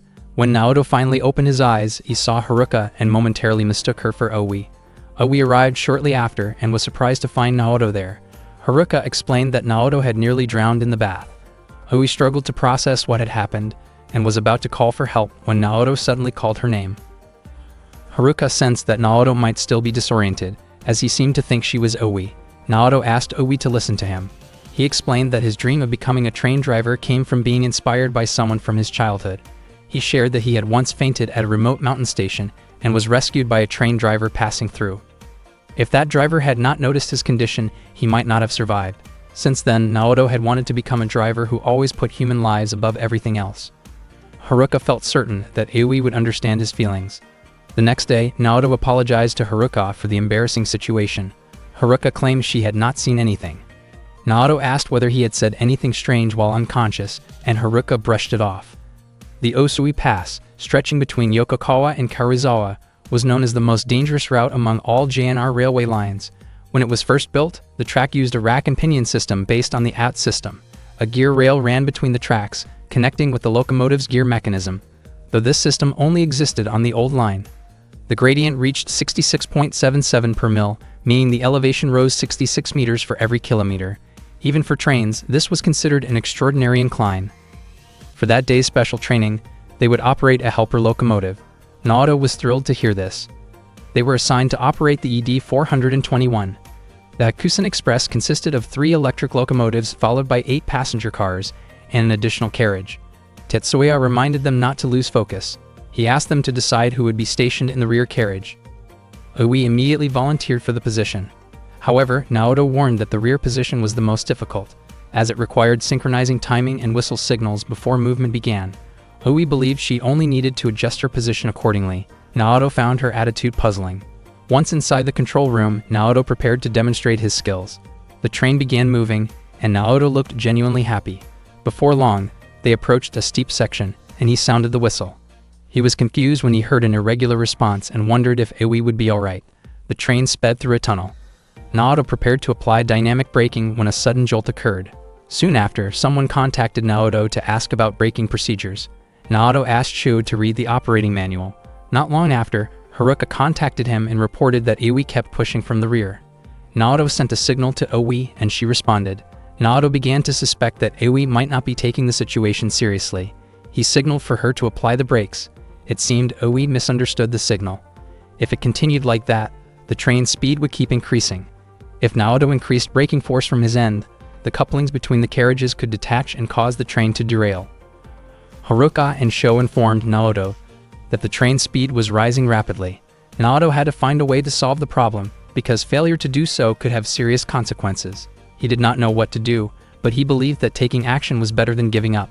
Naoto tried to apply the brakes as hard as possible in an attempt to stop the train, but the carriages ended up derailing. After the exercise, Tetsuya revealed that it had been a highly realistic JNMR virtual simulation, and the results had been very poor. He asked Naoto to reflect on the most important responsibility of a JNR employee, as what had just happened could have led to a real accident. That afternoon, Marie poured tea for Naoto. He had started to realize that he might not be suited to being part of the security unit, especially not as the deputy division leader. Marie offered to keep him company after he finished his work. That night, they played cards in the room. Naoto asked what Marie had wanted to talk to him about. Marie told him that he actually looked good in the security unit uniform, but at the moment he did not seem confident, which made him appear less impressive. She reminded him that all the members of K4 were kind people and that he should trust himself more. Naoto felt relieved and happy because Marie understood how he felt. He appreciated how supportive she was. Not long after, Haruka came by and informed them that there would be no training the next day, and she felt that they would not make any progress if things continued the same way. Marie then suggested that they take the opportunity to go out and explore the town while they were still in Karuizawa. She thought it would be nice for everyone to relax and walk around the city. Haruka agreed and wanted to invite Sho and Oi as well. She asked Naoto to invite Oi. That night, Naoto planned to send Oi a message to invite her along, but he hesitated, feeling unsure if it would make any difference. Then he noticed a small piece of paper attached to the door of his lodging room with an apology written on it. He became certain that the note was from Oi. Feeling encouraged, he immediately sent her the message. The next day, Naoto and the others gathered. Haruka mentioned that she had just bought clothes nearby because she had not brought enough preparation. Naoto told her that the outfit suited her well. Sho wondered why he had not noticed any good restaurants around the area. Haruka mentioned that there was a nice Italian restaurant nearby, and Sho quickly agreed that they should go there. Marie then asked whether Naoto had anything to say about her appearance. Naoto responded that whatever she wore always made her look sweet. Marie felt that his comment was not quite the compliment she had hoped for. Haruka asked about Oi, and Naoto explained that he had already invited her. Marie quietly hoped that Naoto and Oi would make up soon. A little while later, Naona called Naoto and asked whether he and the others were enjoying their vacation. She apologized for interrupting but said she needed his help. There was someone who insisted on being picked up specifically by him. Naoto informed Haruka and the others that he had to leave because he had an assignment to handle. Haruka offered to come along, but Naoto refused and said he would catch up with them after finishing his task. He also said that if Oi contacted him, he would ask her to meet the group directly. Naoto then ran toward the church to pick up the person. On the way, Oi informed him that she had already arrived at Karuizawa Station. He quickly replied and kept running. When he arrived at the church, he did not find anyone there. To his surprise, Oi suddenly appeared and called out to him. She approached him, and Naoto noticed how different her appearance was from what he was used to seeing. Oi wondered why Naoto had asked her to meet at the church. Naoto himself did not understand what was happening. Suddenly, Haruka showed up as well. Her expression looked deeply hurt. She had intended to help Naoto, but instead she found him together with Oi at the church. From her perspective, it seemed as if Naoto had not been honest with her. Haruka became emotional and felt disappointed by what she saw. Oi, confused by the situation, wondered whether Naoto had also been dishonest with her. Not long after, Naoto came out from inside the church. She had assumed that only she and Naoto would be there, and she was surprised to see both Haruka and Oi present. The situation left Naoto completely overwhelmed, unable to explain the misunderstanding that had unfolded in front of him. One stormy night, heavy rain and strong winds swept through Karuizawa. Naoto was together with Haruka, Oi, and Nawa. He needed to clear up a misunderstanding involving himself and the three girls. Naoto explained that his true dream was to become a train driver. Nawa thought that dream sounded wonderful, saying that one day she hoped to ride a train operated by him. Out of nowhere, Nawa mentioned that she had once experienced something similar, where she had dressed up beautifully but ended up not being the main focus, which left her in a sour mood. Oi felt indirectly criticized and asked Nawa not to misunderstand her. Nawa then sat beside Naoto and held his hand tightly, saying that she did not really mind any of it. Haruka stood up, clearly annoyed, but after Nawa looked at her, she quietly sat back down. Nawa remarked that she had every right to fall in love with anyone she chose. Naoto felt slightly uncomfortable with how Nawa behaved toward him. Not long after, Sho and Marie arrived carrying warm drinks. Naoto thanked Marie sincerely and handed one of the drinks to Nawa. Marie greeted Nawa kindly. Nawa looked irritated, but Naoto quickly explained that he had asked Marie earlier to bring the warm drinks. Nawa commented that Naoto seemed to enjoy playing with girls' feelings. She added that she did not mind, since she did not dislike a little competition. Soon after, Naoto excused herself because she had to attend a rehearsal. Before leaving, she thanked Marie for the drink. Suddenly, Tetsuya called Naoto with urgent news about a landslide in Kumonotera. They were asked to head to the location because the Shinshu Express had been halted in Yagasaki, and passengers needed assistance disembarking safely. Naoto quickly said goodbye to Nawa and Marie, as he and his team had to leave immediately. Nawa said she really wanted to see Naoto wearing a train driver's uniform, though she admitted he already looked impressive standing at attention. Naoto's face turned red from embarrassment. That same night, Naoto and his team rushed to the site to help the passengers. Haruka handed out raincoats, while Sho and Iwi carried passengers who were unable to walk. After finishing their task, they reported back to Tetsuya. He offered them warm drinks he had prepared. They drank gratefully, though Iwi looked puzzled. Naoto told her to drink it while it was still warm, and she commented that it tasted rather bitter. At the same time, a woman approached a JNR officer named Junichi, urging him to get the train moving immediately. Junichi explained that it was impossible. Shortly after, Tetsuya came over. The woman insisted that the train had to operate right away. Junichi calmly explained that clearing the tracks would take at least 4 hours, including inspection time. The woman said that if she could not send what she was carrying immediately, someone's life would be at risk. Soon, the head of the security unit arrived and asked the woman to explain the situation. Her name was Tomomi, and she worked in Japan's organ transport division. She had originally been transporting the organ by car, but the highway had been closed, forcing her to switch to the train. Unfortunately, she ran into the same problem again.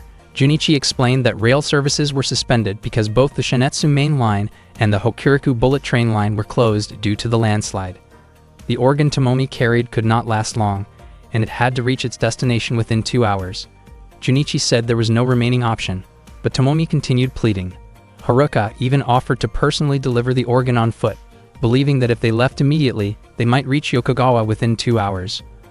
Oe advised Haruka to calm down, pointing out that there was no guarantee they could make it to Yokogawa in time, especially since Mabashi was still far away. Haruka insisted on trying. She believed that if the transplant surgery could be performed, one life would be saved. She felt that this must have been the donor's hope as well. Haruka refused to give up just because of the rain. Suddenly, Naoto suggested that they might be able to reach Yokogawa faster. Since the landslide had occurred in Kumonotera, the old railway line might still be usable. Although its condition had not been recently confirmed, and it was not carefully maintained, it did not appear to be completely abandoned. Junichi added that during the last spring inspection, they had not found any damaged sections there. Hearing this, Naoto proposed that they take that route, as it could at least shorten the journey. He volunteered to go with Haruka to deliver the organ. Sho commented that running through the rain would drain their stamina, making it impossible for them to succeed without his help. Oe added that increasing the team to 4 people would raise their chances of success. Naoto felt relieved hearing that. The head of the security unit remarked that the K4 division was truly impressive that day. He then ordered Junichi to lend them a motor trolley to support their mission. That night, the rain was still pouring heavily. They were lent an ED-42 motor trolley, commonly called an AT trolley. Oe wondered whether such a small rail vehicle would really be useful. It turned out that the trolley had been designed to be operated by 4 people, but unfortunately only one of its systems was still fully functional. The trolley was equipped with a battery and front and rear wheels supported by electric motors, which were supposed to assist especially on downhill tracks. At the back, there was also an electric discharge unit for dynamic braking that used high-precision resistors. Junichi handed them a very thick instruction manual, and Haruka volunteered to study it. Together, they pushed the motor trolley onto the track. Tomomi was hoping desperately that they would succeed in delivering the organ to her colleague at Yokogawa Station. Tetsuya had already informed the staff at the next station that due to the emergency, Naoto would be allowed to ignore signal regulations. After Haruka finished reading the manual, they prepared to depart. Naoto was entrusted with the role of driver, which surprised him. Oe reminded him that becoming a driver had always been his dream. As the vice president of the student council, Naoto was asked to give instructions to the team. He confidently began assigning roles. Haruka was tasked with assisting in operating the trolley. Sho was assigned to handle the pedaling system, and Oe was told to stay alert for any emergency situations. Before departure, Junichi warned them that because the trolley was rarely used, there was a chance the battery might be dead. Haruka explained that according to the manual, the electric motor did not only support movement, but could also recharge the battery. By pedaling, the system would activate and begin charging. Sho immediately started pedaling, but he quickly realized how heavy it felt. The trolley was simply too heavy for one person to power alone. Junichi suggested replacing the battery, but they were running out of time. Aoi adjusted her clothing so she could move more freely. She moved to check the wheels and began pushing from the side, asking Sho to give it all his strength while pedaling. Junichi, the supervisor, and Tetsuya rushed in to help push as well. Naoto wanted to help, but Tetsuya told him to stay focused on his role as driver. Aoi asked Naoto to give a signal. As soon as he did, everyone pushed from behind while Sho pedaled with all his strength. The electrical current rose and the trolley's wheels finally began to move forward. Tetsuya urged Aoi to climb aboard quickly. Naoto reached out his hand to help her up. Tetsuya placed his trust in them and hoped for their success. The motor trolley sped along the track, cutting through the heavy rain. When they encountered a red signal, Naoto pushed through it, remembering Tetsuya's instruction that they were allowed to ignore all signals during the emergency. Even so, passing a red signal was something that went against a driver's instincts. They soon reached a downhill section, and their speed began to increase rapidly. Naoto told Sho to stop pedaling, but Sho could barely hear him over the noise and rain until Aoi and Naoto both shouted for him to stop. Even after Sho stopped, their speed remained dangerously high. Haruka informed Naoto that a lever beside the driver's position functioned as the rear brake. Naoto pulled the lever as hard as he could, but the trolley still did not slow down. At that moment, they were inside Tunnel 9, the longest tunnel in the Osui Pass. They would pass through 16 tunnels along the route. The section from the Kumonotera station signal to this point was wide and well maintained, but beyond that lay older tracks built during the Meiji era. Haruka reminded everyone to be extra careful. The trolley began to sway, causing Haruka to stumble into Naoto.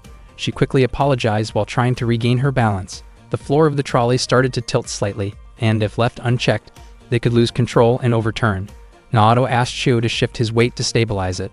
Sho hurried to the opposite side to help rebalance the trolley as they continued racing through the tunnel. At that moment, the motor trolley became stable again. Naoto felt they needed to reduce the speed before the situation grew more dangerous. Haruka asked Aoi to use the high-precision resistor. Aoi pulled it firmly, revealing that the high-precision resistor functioned as the trolley's dynamic brake. However, it seemed useless at first, because the speed did not change at all. Haruka explained that the high-precision resistor needed time before it could work at full capacity. They were about to pass a curve ahead, and it would be risky if the trolley continued at that speed. Aoi stepped outside to do something that might help the trolley turn. Naoto warned her that it was dangerous, but Aoi continued because there was no other choice. She used her body weight to press down on one side so the trolley could lean into the turn. It helped, but the force she could apply alone was not enough. Sho immediately joined her, and the two of them worked together. Naoto considered reducing the speed before they reached the old track, but he doubted whether the brake system would hold up. Haruka then warned Aoi and Sho that they were about to enter an S-curve that started to the left and then turned right. The two of them once again manually shifted their weight to steer the trolley, putting in all their strength while shouting to keep themselves focused. After they passed the curve, Naoto commented that there was no need to make so much noise. Aoi realized she might indeed be acting foolish, especially after arguing over trivial matters with someone so obsessed with trains. Feeling irritated, she lightly hit Naoto's arm. Haruka smiled and admitted that all of them were being a little foolish. They laughed about it together. Suddenly, Sho felt heat at the back of the trolley when he touched it. He wondered if the high-precision resistor was malfunctioning. Aoi thought it felt extremely hot. Haruka explained that the electrical energy being generated was converted into heat energy, which was absorbed by the resistor, and according to the manual, this rising heat was expected. The trolley continued running steadily, and before long, Kumonotera began to come into view. When they arrived, several railway staff members were already waiting to greet them respectfully. One of the staff members admitted that they did not know the exact condition of the old track and asked Naoto and his team to remain cautious. The staff encouraged them to carry out their duties safely. Naoto and the others expressed their gratitude for the support. They then entered the old track section, where the vibrations were likely to grow stronger. Naoto asked Haruka to hold onto the bag tightly. They still had 10 tunnels to pass before reaching Yokogawa. It seemed they were halfway there. Naoto realized that new problems might begin now, because the old track was rarely used, and the heavy rain made it impossible to predict what awaited them ahead. If there were fallen rocks, the trolley could even tip over. Sure enough, the trolley shook violently when it struck stones on the rails, causing Naoto and Haruka to lose their balance and fall. Aoi insisted that this would not stop them. Haruka believed they would stay together and successfully deliver the organ. Sho felt confident that nothing could separate them, no matter what they faced. Naoto felt grateful for the teamwork among his friends. Suddenly, the trolley jolted again after running over tangled plant debris. Sho, Oi, and Haruka were thrown forward and landed against Naoto, making him shout in surprise. That night, the rain grew heavier, and the darkness around them became almost absolute. One day, Nana brought a cup of tea to Captain Hitomi. Captain Hitomi asked whether Nana was worried about Naoto. Nana replied that she probably should be worried about Naoto and the others. Captain Hitomi had just received a call from Tetsuya, and it sounded like he was enjoying teaching them. Nana smiled and said that Tetsuya had never really changed. She added that Captain Hitomi should try learning to make her own tea. Captain Hitomi believed that Naoto would be fine because he would become someone strong when the situation called for it. Nana admitted that from the beginning she had never really been worried about Naoto. Meanwhile, Oi, Haruka, and Shu were thrown toward Naoto when the motor trolley jolted violently. Oi quickly asked Haruka if she was okay. Shu remarked that the sudden jolt felt like an unexpected heart-pounding workout. Oi accidentally fell onto Naoto and immediately pulled herself away. The restoration work on the Usui rack rail section from Usui Bridge No. 3 to Yokokawa was almost complete, so it should no longer have been dangerous. However, the slope was getting steeper, and their speed was not decreasing at all. The motor trolley shook again and began tilting to the right. Naoto told Oi and Shu to try to balance it, but that was difficult to do inside the narrow tunnel. The tunnel walls kept them from tipping over, but once they exited the tunnel, it would become extremely risky. Shu believed they needed to maintain distance from the walls. He pushed off the tunnel wall with his foot to help stabilize the trolley's position. Naoto reminded him not to act recklessly while the trolley was moving. Even so, the action worked, and Naoto thanked him while also asking him not to do it again.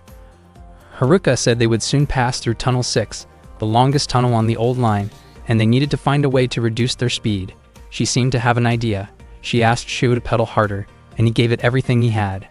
Naoto wondered if pedaling harder would only make them go faster.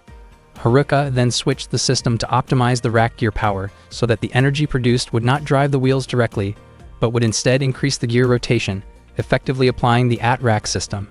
The Shinetsu main line had used rack rails commonly found in mountainous regions until 1963, and the old line still allowed for this mechanism to function. If they could connect the gear beneath the trolley to the rack rail, they might be able to handle the curves without tipping over, though it could still cause a heavy jolt. Naoto told everyone to hold on to something. Naoto pulled the lever, but it suddenly slipped back out of place. Oi urged him not to give up because his dream was to become a train driver. Haruka encouraged him to try again. Oi asked Shu to pedal even harder. Naoto and Oi pulled the lever together as the trolley sped through the long tunnel. Fortunately, the gear successfully connected with the rack rail. Both of them felt relieved. Oi mentioned that if their speed stayed like that, they might be thrown off. Naoto believed they would be fine as long as the out system continued to work. The trolley continued moving at high speed. Haruka nearly lost her balance, but Oi managed to catch her. The tunnel path curved sharply, and Naoto focused intensely on steering the lever to guide them through the bends. Thankfully, he managed to do it. Naoto felt a wave of relief as their plan worked exactly as intended. Oi also looked relieved. Naoto told Sho to stop pedaling. As soon as Sho stopped, he suddenly fell. Naoto became concerned and asked if he was okay. Sho explained that he had twisted his ankle when he kicked the wall earlier. Naoto told him to rest. The motor trolley exited the tunnel and moved onto Usui Bridge No. 3. Crossing the bridge felt as if they were walking across the sky because of its incredible height. Tunnel 5 was now clearly visible ahead. Once they entered it, the track inside curved slightly. Naoto realized that if this continued, there was a high chance the AT system might malfunction. He felt uncertain about whether they would make it to Yokokawa. Oi tried to move closer to Naoto, but she suddenly lost her balance and was thrown outward. Naoto quickly grabbed her hand. He pulled her back so her body would not hit the tunnel wall. For a brief moment, Naoto held Oi firmly to keep her safe, which surprised her. Naoto told her to be careful. Oi's face turned red with embarrassment, and she apologized to him. They were about to pass through the final tunnel. Sho and Oi held on tightly so their bodies would not be thrown off balance. The motor trolley sped forward and eventually cleared all the tunnels. Haruka and Naoto felt relieved, but suddenly a loud impact was heard. The ABT system had failed, which would have been extremely dangerous if it had happened while they were still inside the tunnel. The motor trolley continued along a quiet, dark track, and they were about to enter a new section of rail. So far, everything seemed safe. Soon they would reach the curve known as Sho Curve before heading toward Yokokawa. Naoto believed it would be manageable and felt confident he could handle it. Oi mentioned that she had nearly lost her life earlier because Naoto was the one operating the trolley. Naoto apologized, but what mattered most to him was that all of his friends were still safe at that moment. Owie asked whether they would really be fine since they had just lost part of the trolley, and Naoto told her not to worry. Even though the ABT system was damaged, the slope in that area was mild. The dynamic brake with a high-precision resistor should still be enough to handle the track they were on. Suddenly, an explosion came from the rear section. It seemed that the resistor had overheated. Owie asked Naoto what they should do. Naoto thought the only option was to pull the brake lever, but the brake did not respond. He rarely used it, which made the situation worse. Haruka suspected the brake might be worn out. Naoto asked what they should do next, and Haruka suggested that if they waited for a moment, the temperature might drop. The trolley then moved onto a section of track that crossed a bridge. Naoto explained that they would definitely need the brake as they approached the station, so he decided to wait until then. 2 curves were coming up ahead. Naoto asked Sho to take over for a moment, but Sho hesitated because he did not feel capable. Naoto insisted that Sho only needed to hold on briefly and pull the brake with all his strength once they reached the station. Sho agreed. Naoto then asked Owie to help shift their center of gravity when they reached the curve. He suggested this because Sho's leg was injured from a sprain. Owie questioned whether Naoto was certain, since it was not a simple action. Naoto said it was the only way to reduce their speed. Only 2 curves remained before they would reach the station. The motor trolley kept rushing forward at high speed. Owie told Naoto to move slightly because she would position herself beside him. Their bodies stood close together at the edge of the trolley. Owie reminded Naoto to stay focused, because losing concentration could cause them to fall. Owie asked Naoto to shout as loudly as he could when the time came. As they passed the curve, they shifted their weight and yelled at the top of their lungs. Naoto shouted that he was determined to become a train operator. In the end, they managed to get through. Owie remarked that Naoto's effort was impressive. Naoto felt relieved after passing that curve safely, but the final curve ahead was even sharper. At that point, they were on the longest straight track between Yokokawa and Karuizawa, known as the Maruyama stretch. Even though the incline was gentle, their speed continued to increase. They were approaching the last curve. Naoto told Owie to get ready.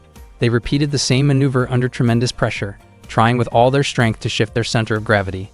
Naoto felt as if it was not making much difference. Suddenly, Haruka joined in to help, and Sho did the same.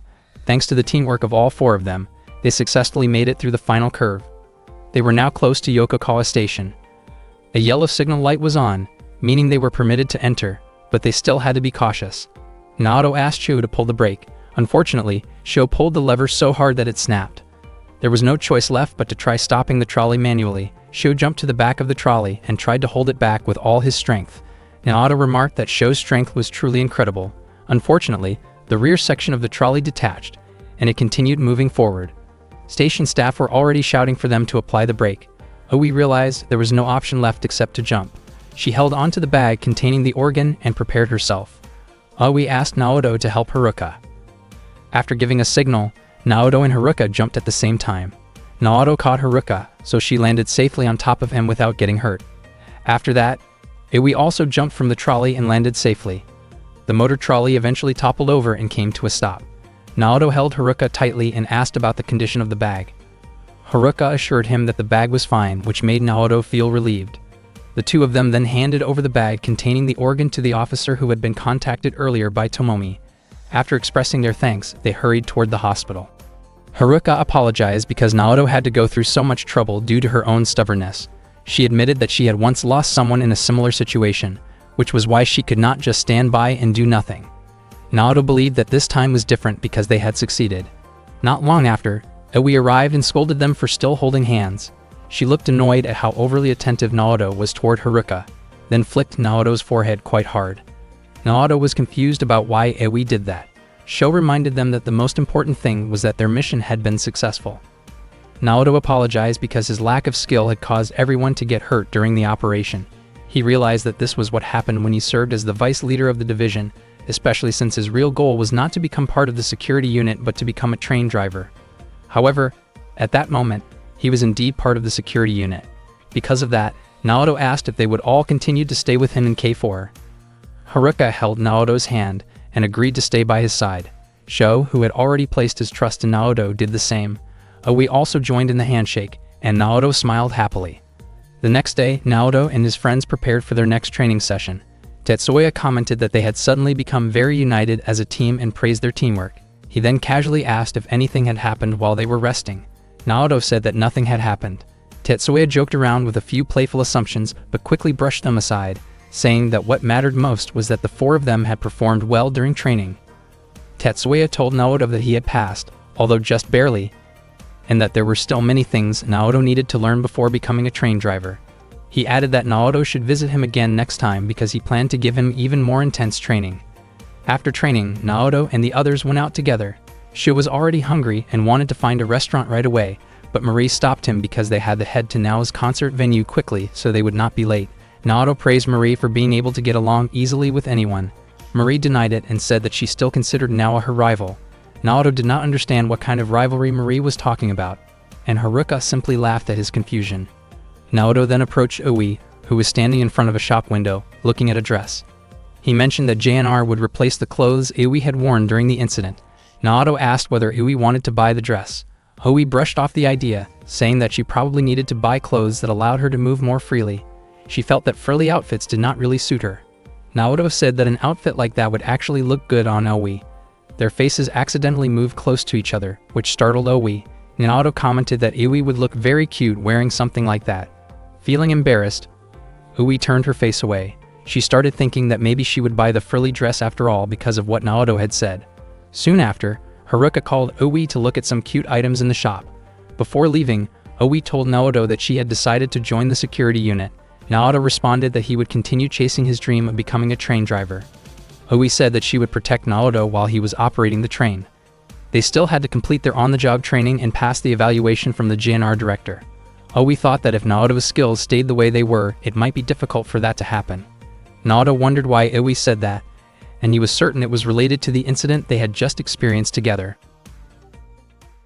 One day, Ui and Naoto were training together, running through heavy rain. Naoto looked completely exhausted. Ui urged him to finish his training routine quickly so they would not be late for work.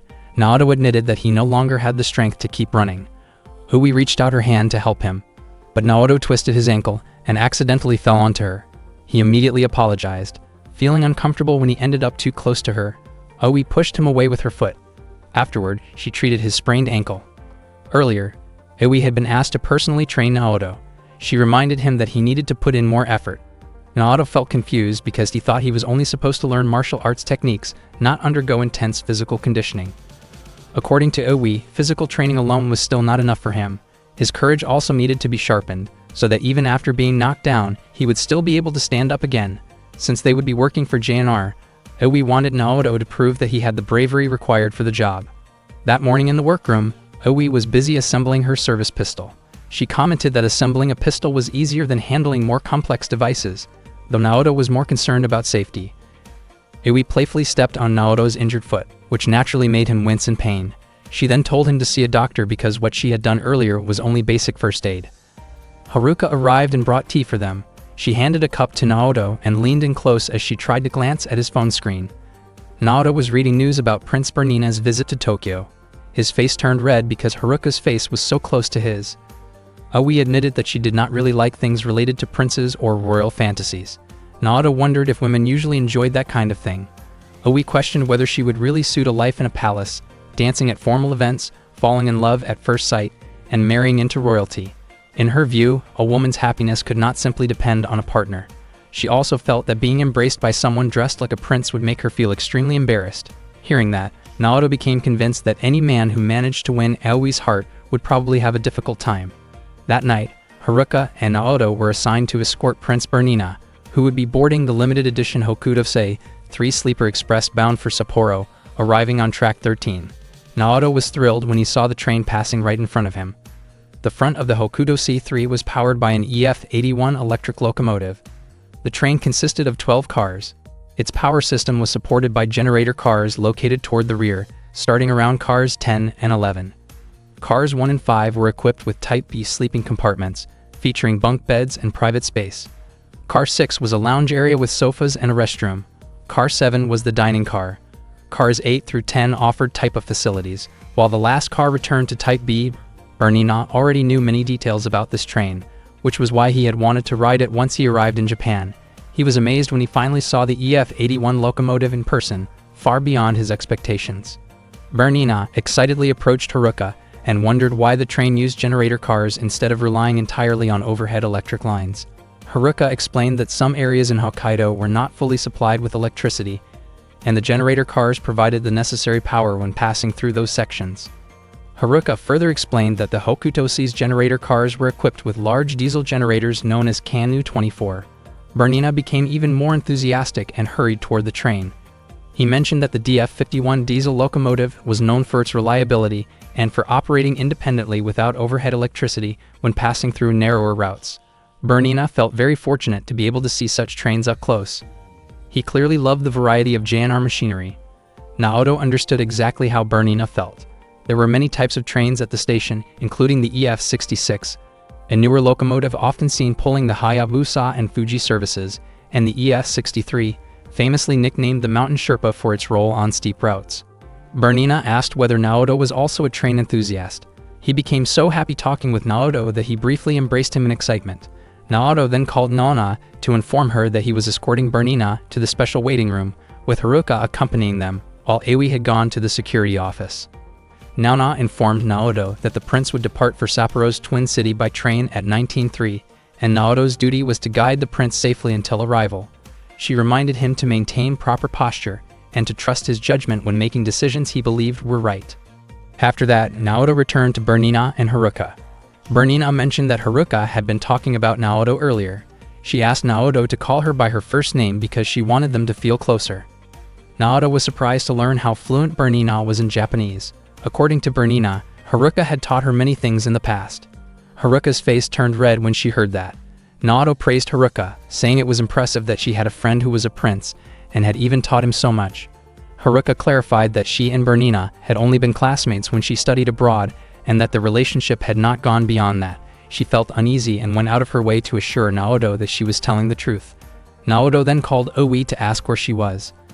Aoi explained that she had spotted a suspicious person wearing unusual clothing and dark glasses who had been watching the Hokutoshi train for a while. Once the person realized Aoi was observing him, he immediately ran away and she chased after him. The man shouted at her, forcing Aoi to restrain him. Naoto reminded her that the train was about to depart, but Aoi insisted on capturing the suspect because it was her duty to protect Naoto. Soon after, the train doors began to close as it prepared to leave. Naoto quickly boarded the train. Even after the train departed, he kept trying to contact Aoi, but she did not answer. The Hokutoshi train traveled along track 3 on its route from Ueno to Sapporo. It passed several stations including Omiya, Utsunomiya, Koriyama, Fukushima, Sendai, Hakodate, Mori, Yakumo, Oshimam, Toya, and Datemanbetsu. Naoto continued waiting for a reply from Aoi, but she still had not contacted him. He returned to his seat with Haruka, Sho, and Bernina. Haruka asked where Aoi was. Naoto explained that Aoi had taken a different route. Haruka was surprised to hear that Aoi was not on the train. Naoto reassured her that they would meet Aoi later, especially since Sho was also on guard duty. Haruka's task was to keep watch over Bernina. The three of them were determined to carry out their responsibilities well. After that, they decided how to divide the rooms. At that time, Sho stood guard inside the room. He wondered whether it was acceptable for him to stay inside rather than stand outside the door. According to Naoto, Sho would attract too much attention if he stood outside, which might alert their enemy to the target's location. Sho asked whether Naoto believed their opponent was dangerous. Naoto advised everyone not to overthink the situation. He then went to room 12 next door, only to realize that Haruka was in the middle of changing clothes. Naoto immediately closed the door and waited until Haruka allowed him to enter again. He apologized, and Haruka admitted she was startled by his sudden arrival. Haruka mentioned that she had learned some self-defense techniques from Aoi.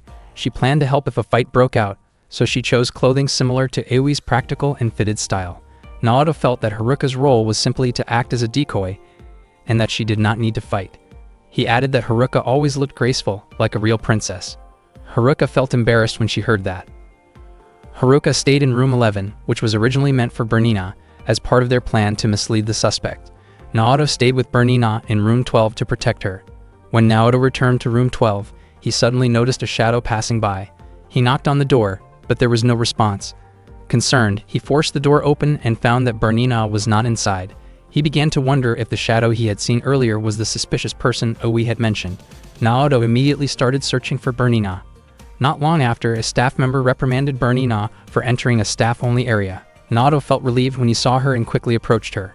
Bernina apologized, explaining that she had simply been curious. Naoto also apologized for causing a commotion. Moments later, Bernina slipped away again without warning. Naoto grew worried that she might accidentally enter another restricted area. He then ran into Marie, who turned out to be assigned to work on that train as well. Suddenly, Bernina appeared from below and hurried past Marie, causing Marie to lose her balance and become flustered. Marie reacted in embarrassment, while Bernina quickly ran off. Naoto chased after Bernina and promised Marie that he would make sure Bernina apologized properly. Naoto kept chasing Bernina as she ran from one train car to another, then guided her back to her seat in room 12. Bernina admitted that she felt a little envious of Naoto and the others, since they could move around freely on such a magnificent train. She asked whether Naoto and his friends were interns at JNR, which allowed them to work there. Naoto openly shared how much he loved trains and how he dreamed of becoming a train driver someday. Bernina said she also wanted to become a train driver at least once in her life. Naoto asked whether she was not supposed to become a queen in the future. Ironically, Naoto felt jealous of Bernina, believing her future was already secure. Bernina laughed and explained that she was only the 5th candidate in line, and she would not inherit the throne unless something unexpected happened. She said she wanted to take a bath and asked Naoto to promise not to peek. Naoto stepped out and headed to the vending machine. In the hallway, he passed a man carrying a large suitcase, but at the time, he felt no suspicion. He returned to room 12 and tried to call Uwe, but her phone was off. Not long after, Naoto came across a news report about an accident in Atella involving the royal family. Earlier that day, a vehicle carrying the king and his 4 children had been involved in a serious accident, and their condition was still unknown. Naoto rushed to inform Bernina. When he entered the room, he was surprised to notice women's undergarments lying nearby. For a moment, he wondered whether he had mistakenly entered the wrong room. He even imagined that he might have stepped into room 11, where Haruka could have been in the bathroom. Then he heard Bernina's weak voice calling from inside the bathroom. Naoto immediately tried to open the bathroom door and forced it open when there was no response. He carefully carried Bernina, who had grown faint, back to the seat. He was startled by the situation and became flustered, but he quickly calmed himself. Closing his eyes to maintain respect for her privacy, he used a towel to dry her off and then covered her with a blanket. Naoto was about to call Haruka for help, but Bernina stopped him. She explained that she only felt dizzy after seeing the news about her family on her phone and that she was worried about them. Naoto reassured her that her family would surely be safe. Bernina thanked him sincerely. Naoto apologized for having seen her in that condition. It turned out that only a small number of people in the royal family knew about her situation, and she had not even told Haruka. Bernina apologized for keeping it hidden and asked whether Naoto would keep it a secret. Naoto agreed without hesitation. Soon after, Sho knocked on the door and asked if everything was alright. Naoto answered that there was no problem. Later, Naoto invited Bernina and Sho to the dining car. Although the dining car was officially closed, Marie had already asked the chef for permission. Marie served them warm drinks and even decorated Naoto's cup with a small train drawing. Sho wondered why Naoto had not invited Haruka. Naoto explained that he had knocked on her door earlier but received no response, so he assumed she was asleep. Sho found it strange because the noise earlier had been loud enough that anyone nearby should have heard it. Suddenly, a man wearing dark glasses entered the dining car, even though it was closed. Sho immediately sensed trouble. The man was holding a stun gun. He tried to attack Sho, but Sho quickly blocked the attempt. Sho warned that the man was likely targeting the princess, and they could not take the situation lightly. Naoto told Marie to hide and asked Sho to avoid seriously hurting the attacker, though Sho admitted he might struggle to hold back. At that moment, the lights in the dining car went out. Sho struck again, causing the stun gun to fly from the attacker's hand. Soon after, the attacker's partner appeared. Sho realized it would be difficult to handle 2 people while also protecting others. Naoto urged Bernina to move away with him, while Sho continued to hold them off. Naoto led Bernina to a private room and told her to stay inside and lock herself in. Suddenly, one of the attackers appeared and used a stun gun on Naoto. He cried out in pain as the electric shock weakened his body. Bernina pleaded with the attacker to stop hurting him. Despite the pain, Naoto refused to give up, believing that Iwi would come to help. The repeated shocks made him weaker, and Bernina could not bear to see him suffer. She stepped in front of him and begged the attacker to stop. Just as the attacker prepared to shock Bernina, Iwi suddenly appeared and kicked the attacker away with force. She remarked that Naoto had done a decent job holding out. Iwi helped Naoto to his feet, and together they prepared to subdue the attackers. Naoto asked Bernina to remain in the special room, and Bernina hoped that he would not put himself in danger for her sake. She held Naoto tightly, and he gently calmed her down. Aoi wondered why Naoto had not taken action against the perpetrator yet. At that moment, the perpetrator suddenly struck Aoi. He then moved toward Naoto, and Naoto tried to shield Bernina. The perpetrator prepared to use a stun device on Naoto, but Ui quickly stepped in to protect him. She cried out in pain and used all her strength to kick the perpetrator away. Sho, who was also in pain, could only lean against Naoto's body. Fortunately, just as the perpetrator was about to approach them again, Sho stepped forward and used his own stun device, causing the perpetrator to lose consciousness. Sho apologized for arriving late and admitted that he had already dealt with the other perpetrators. Naoto thanked both Sho and Oi for helping him. Oi had once said that she would always protect Naoto. Afterward, Oi explained that she had previously boarded the Tohoku train. She had asked Nana for help, and Nana instructed her to take the bullet train from Omiya so she could catch up with the Hokudosei in Sendai. Naoto acknowledged that the Hokudosei could not match the speed of the Tohoku. He apologized for getting Marie involved in the incident. Marie commented that Naoto's reckless actions often made others worry, and she also reminded Oi to be more careful. Sho had already restrained the perpetrator and placed him in the freight car. Oi asked what they should do with him next. Naoto suggested handing him over to the security unit once they arrived at Hakodate Station. Oi admitted that she still felt dissatisfied without giving the perpetrator a proper lesson. Not long after, Haruka's phone rang and Naoto answered it. Unexpectedly, a man spoke through Haruka's phone. It turned out that Haruka had been kidnapped and placed inside a suitcase. Naoto immediately panicked, and Oi took the phone from him to ask who was using Haruka's device. The man explained that when he arrived at the prince's room, he did not find the prince, and instead found Haruka, who he intended to use as leverage. He planned to use Haruka as a hostage and demanded that she be exchanged for the prince. Oi made it clear that she had no intention of negotiating with a terrorist. The man warned that if Haruka's role as a hostage was considered meaningless, he would treat her however he wished. He also threatened to harm Haruka if Naoto and the others continued investigating the perpetrators. After delivering the warning, he ended the call. Naoto and the others immediately went to room 11. Naoto admitted that the situation was partly his fault because he had not paid enough attention when he knocked on the door earlier. They could not find even the slightest clue at the scene. Still, Naoto believed there had to be something they had missed. Oi reminded him that in a situation like this, a deputy division leader should remain clear-headed and give proper instructions. Naoto then called Nana to report what had happened. He explained that the train was still moving, there were many places to hide, and it was difficult to conduct a thorough search. Nana informed him that backup forces were still waiting for instructions. She had also contacted headquarters, and they had requested that no one act recklessly. Chief Osamu had also warned them not to take hasty action before the situation became clearer. Nana believed that the perpetrator's main goal was to reduce the prince's security. No one knew the exact number of perpetrators, so acting carelessly would be extremely risky. Nana encouraged Naoto and the others to stay strong. She said she would head there herself and would contact the train conductor to help secure the passengers. Naoto sounded very nervous about carrying out the mission, but Nana reassured him that he was capable of making the right decisions. Oi commented that Naoto was being too soft. Naoto responded that anyone would feel worried in such a situation. Oi said that even so, he should not rely on others too quickly for help. Naoto wondered how Oi could remain so calm. He was convinced that Haruka was not in a good condition. Oi emphasized that even though Haruka was only an intern, she was still part of the security unit and could protect herself. Naoto pointed out that Haruka was not as strong as Oi. Seeing their argument, Marie stepped in and asked them to stop. She said the situation had made her sweaty and invited Oi to freshen up with her. They went to room 11, and Marie explained how to use the hot and cold water system in the train's bathroom.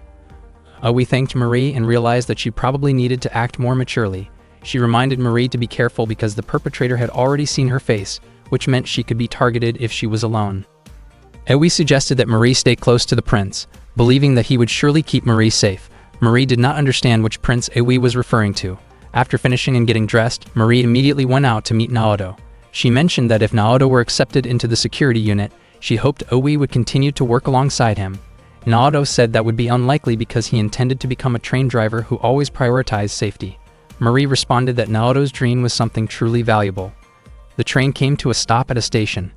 Oi had assumed it would not stop until reaching Hakodate, but Marie explained that even though the train had halted, passengers were not allowed to get off. The stop was only meant for turning the locomotive using the ED-79, which was equipped with a control safety system for passing through the Seiken Tunnel, and was used to pull the Hokudosei toward Hakodate. The next morning, Bernina was still asleep in her bed. Naoto asked Oi whether Marie was doing okay. Oi teased him by saying that the prince was being overly worried, and Naoto realized that Oi was referring to him. He felt the joke did not suit him at all because he was not a prince. Still, he came up with an idea to switch places with the prince as part of a plan to negotiate with Haruka's captors. Naoto put on Bernina's clothes, while Bernina wore the uniform of the security unit. The train was about to arrive at Hakodate Station. The criminals that Sho had successfully apprehended were taken off there and handed over to the local security officers. After that, the train would pass through a section without electricity, meaning it had to switch to the narrow-gauge diesel engine DF51. Oe reminded Naoto that his turn was coming up soon, especially since the backup they had hoped for never arrived. The train continued its journey. Nana escorted Bernina to a safe place, while Naoto and the others focused on rescuing Haruka. Suddenly, Sho showed up and commented that the attackers seemed to be small-time criminals. Their reckless actions in a confined space without an escape route made them look like a disorganized group rather than professionals. Earlier, when Naoto and Bernina had switched clothes, Bernina admitted that she had read news reports about her family's accident. As long as the 4 candidates above her in line were still alive, she would remain the 5th candidate. If something happened to her, it could be assumed that the suspect would be the 6th candidate or someone ranked below. Hearing this strengthened Naoto's resolve not to hand Bernina over. He believed that, as a JNR employee, his duty was to ensure passengers felt safe and comfortable during their journey. Anyone who disturbed that peace would be dealt with firmly. Bernina felt relieved and happy hearing Naoto say that. At that moment, Sho felt a strong urge to stop the people who had targeted someone as young as Bernina. Hui also prepared herself seriously in case things escalated. The perpetrator contacted Naoto and informed him that the exchange would take place upon arriving at Date Mambetsu Station. They were instructed to bring the prince to the diesel car at the front of the train, and only a woman was allowed to accompany him. When the train reached Date Mambetsu Station, Heiwi and Naoto got ready for the exchange. They noticed the culprit pushing aside a JNR staff member. The culprit told Uwi to bring the prince over, but Aiwi insisted that Haruka be returned first. The culprit directed their attention upward. Haruka was seen tied up and unconscious. Without hesitation, Naoto rushed toward the culprit. The culprit pointed a gun and appeared surprised that the person approaching was not the prince. Uwi reacted quickly and fired a warning shot toward the culprit. The culprit ran inside, but fortunately, Shu arrived at the right moment. Sho struck the culprit with a metal bar, causing him to lose consciousness. Naoto immediately freed Haruka from her restraints. Haruka, still shaken, held on to Naoto tightly as she regained her composure. At that time, the train kept speeding forward without a driver. Naoto realized they had to stop it before the passengers were put in serious danger. The only option seemed to be taking control from the driver's cabin in the front car. As soon as Sho stepped out, someone suddenly fired at him from the direction of the cabin. It turned out that one of the culprits was still hiding there. Ewi asked where the tear gas was kept, but Naoto explained that there was no such equipment on the train. Then Naoto remembered something called Signal 20. He asked whether Haruka knew anything about Signal 20 on the DF51. Based on a book she had read, Haruka recalled that Signal 20 looked like a pike located near the driver's seat. Aoi prepared to fire toward the driver's car while Sho distracted the culprit. Naoto reminded everyone to stay careful. A brief exchange followed, and Aoi successfully hit her target. Gas began to spread through the driver's cabin and the surrounding area. In that moment, Aoi moved quickly and subdued the culprit, rendering him unconscious. Meanwhile, the train was still moving at high speed. Naoto tried to reduce the speed, but nothing worked, even though they were approaching the next station. Haruka suggested that Naoto try neutralizing the directional control because doing so would cut off the power transmission. Unfortunately, the control system seemed to have been damaged during the earlier incident, making the attempt useless. Naoto told everyone to hold on tight because he was about to perform an emergency stop, but the brakes did not respond.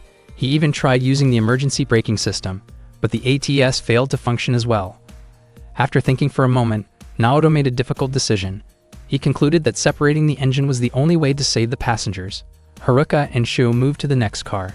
Naoto asked Shu to keep an eye on the culprits until they could be handed over to the authorities. Haruka looked extremely worried, but Naoto reassured her and asked them to make sure the passengers stayed calm and seated. He promised to return as soon as he finished separating the engine. Haruka urged him to be careful. Unexpectedly, Aoi chose to stay with Naoto because she did not want him to go through it alone. The two of them positioned themselves near the car connection. They had to pull the release lever and then jump to the generator car before the distance between the cars became too wide. Together, they pulled the connector release. Naoto told Aoi it was time to jump, but she felt pain in her ankle from earlier and asked him to go first. From a distance, Haruka shouted for them to jump immediately. However, Naoto hesitated because he did not want to leave Aoi behind. Haruka could only watch as the distance between them grew wider. Aoi commented that Naoto was being foolish, while Naoto admitted that he had been afraid to jump. Aoi adjusted her sock and told Naoto not to look. Suddenly, the car shook violently and caused Aoi to lose her balance. Naoto quickly checked whether she was alright. She assured him that she was fine, though her face turned red from the situation. Naoto smiled, remembering that they had once experienced something similar on the Ashio line. He then wrapped a bandage around Aoi's ankle as first aid. Another jolt rocked the car, and they instinctively held onto each other to keep from falling. The moment reminded Aoi of their time passing through Usui Pass. Their faces were very close when suddenly another train approached, carrying Captain Hitomi and the others. Captain Hitomi had arrived to help. She prepared to stop her locomotive and told Naoto and Aoi to brace themselves for the impact. It turned out that Captain Hitomi and her team were moving against the flow with a DF-51 pulling 3 cars. Up ahead, there was a junction where 2 tracks merged, allowing them to position their train so that the engine car carrying Naoto and Aoi would connect behind them. Even in that tense situation, Aoi noticed that Naoto was still nervous, yet she felt certain that she would always be there to protect him as well. Once the train finally came to a stop, Naoto gently carried Aoi down from the car. He felt incredibly relieved, though Aoi seemed embarrassed by the situation. She wondered why she had to be carried like that, and Naoto was surprised when she referred to him in a flattering way. Not long after, Haruka and the others arrived. Haruka immediately hugged Naoto tightly. Everyone felt overwhelming relief and happiness seeing that Naoto and Aoi had made it through safely.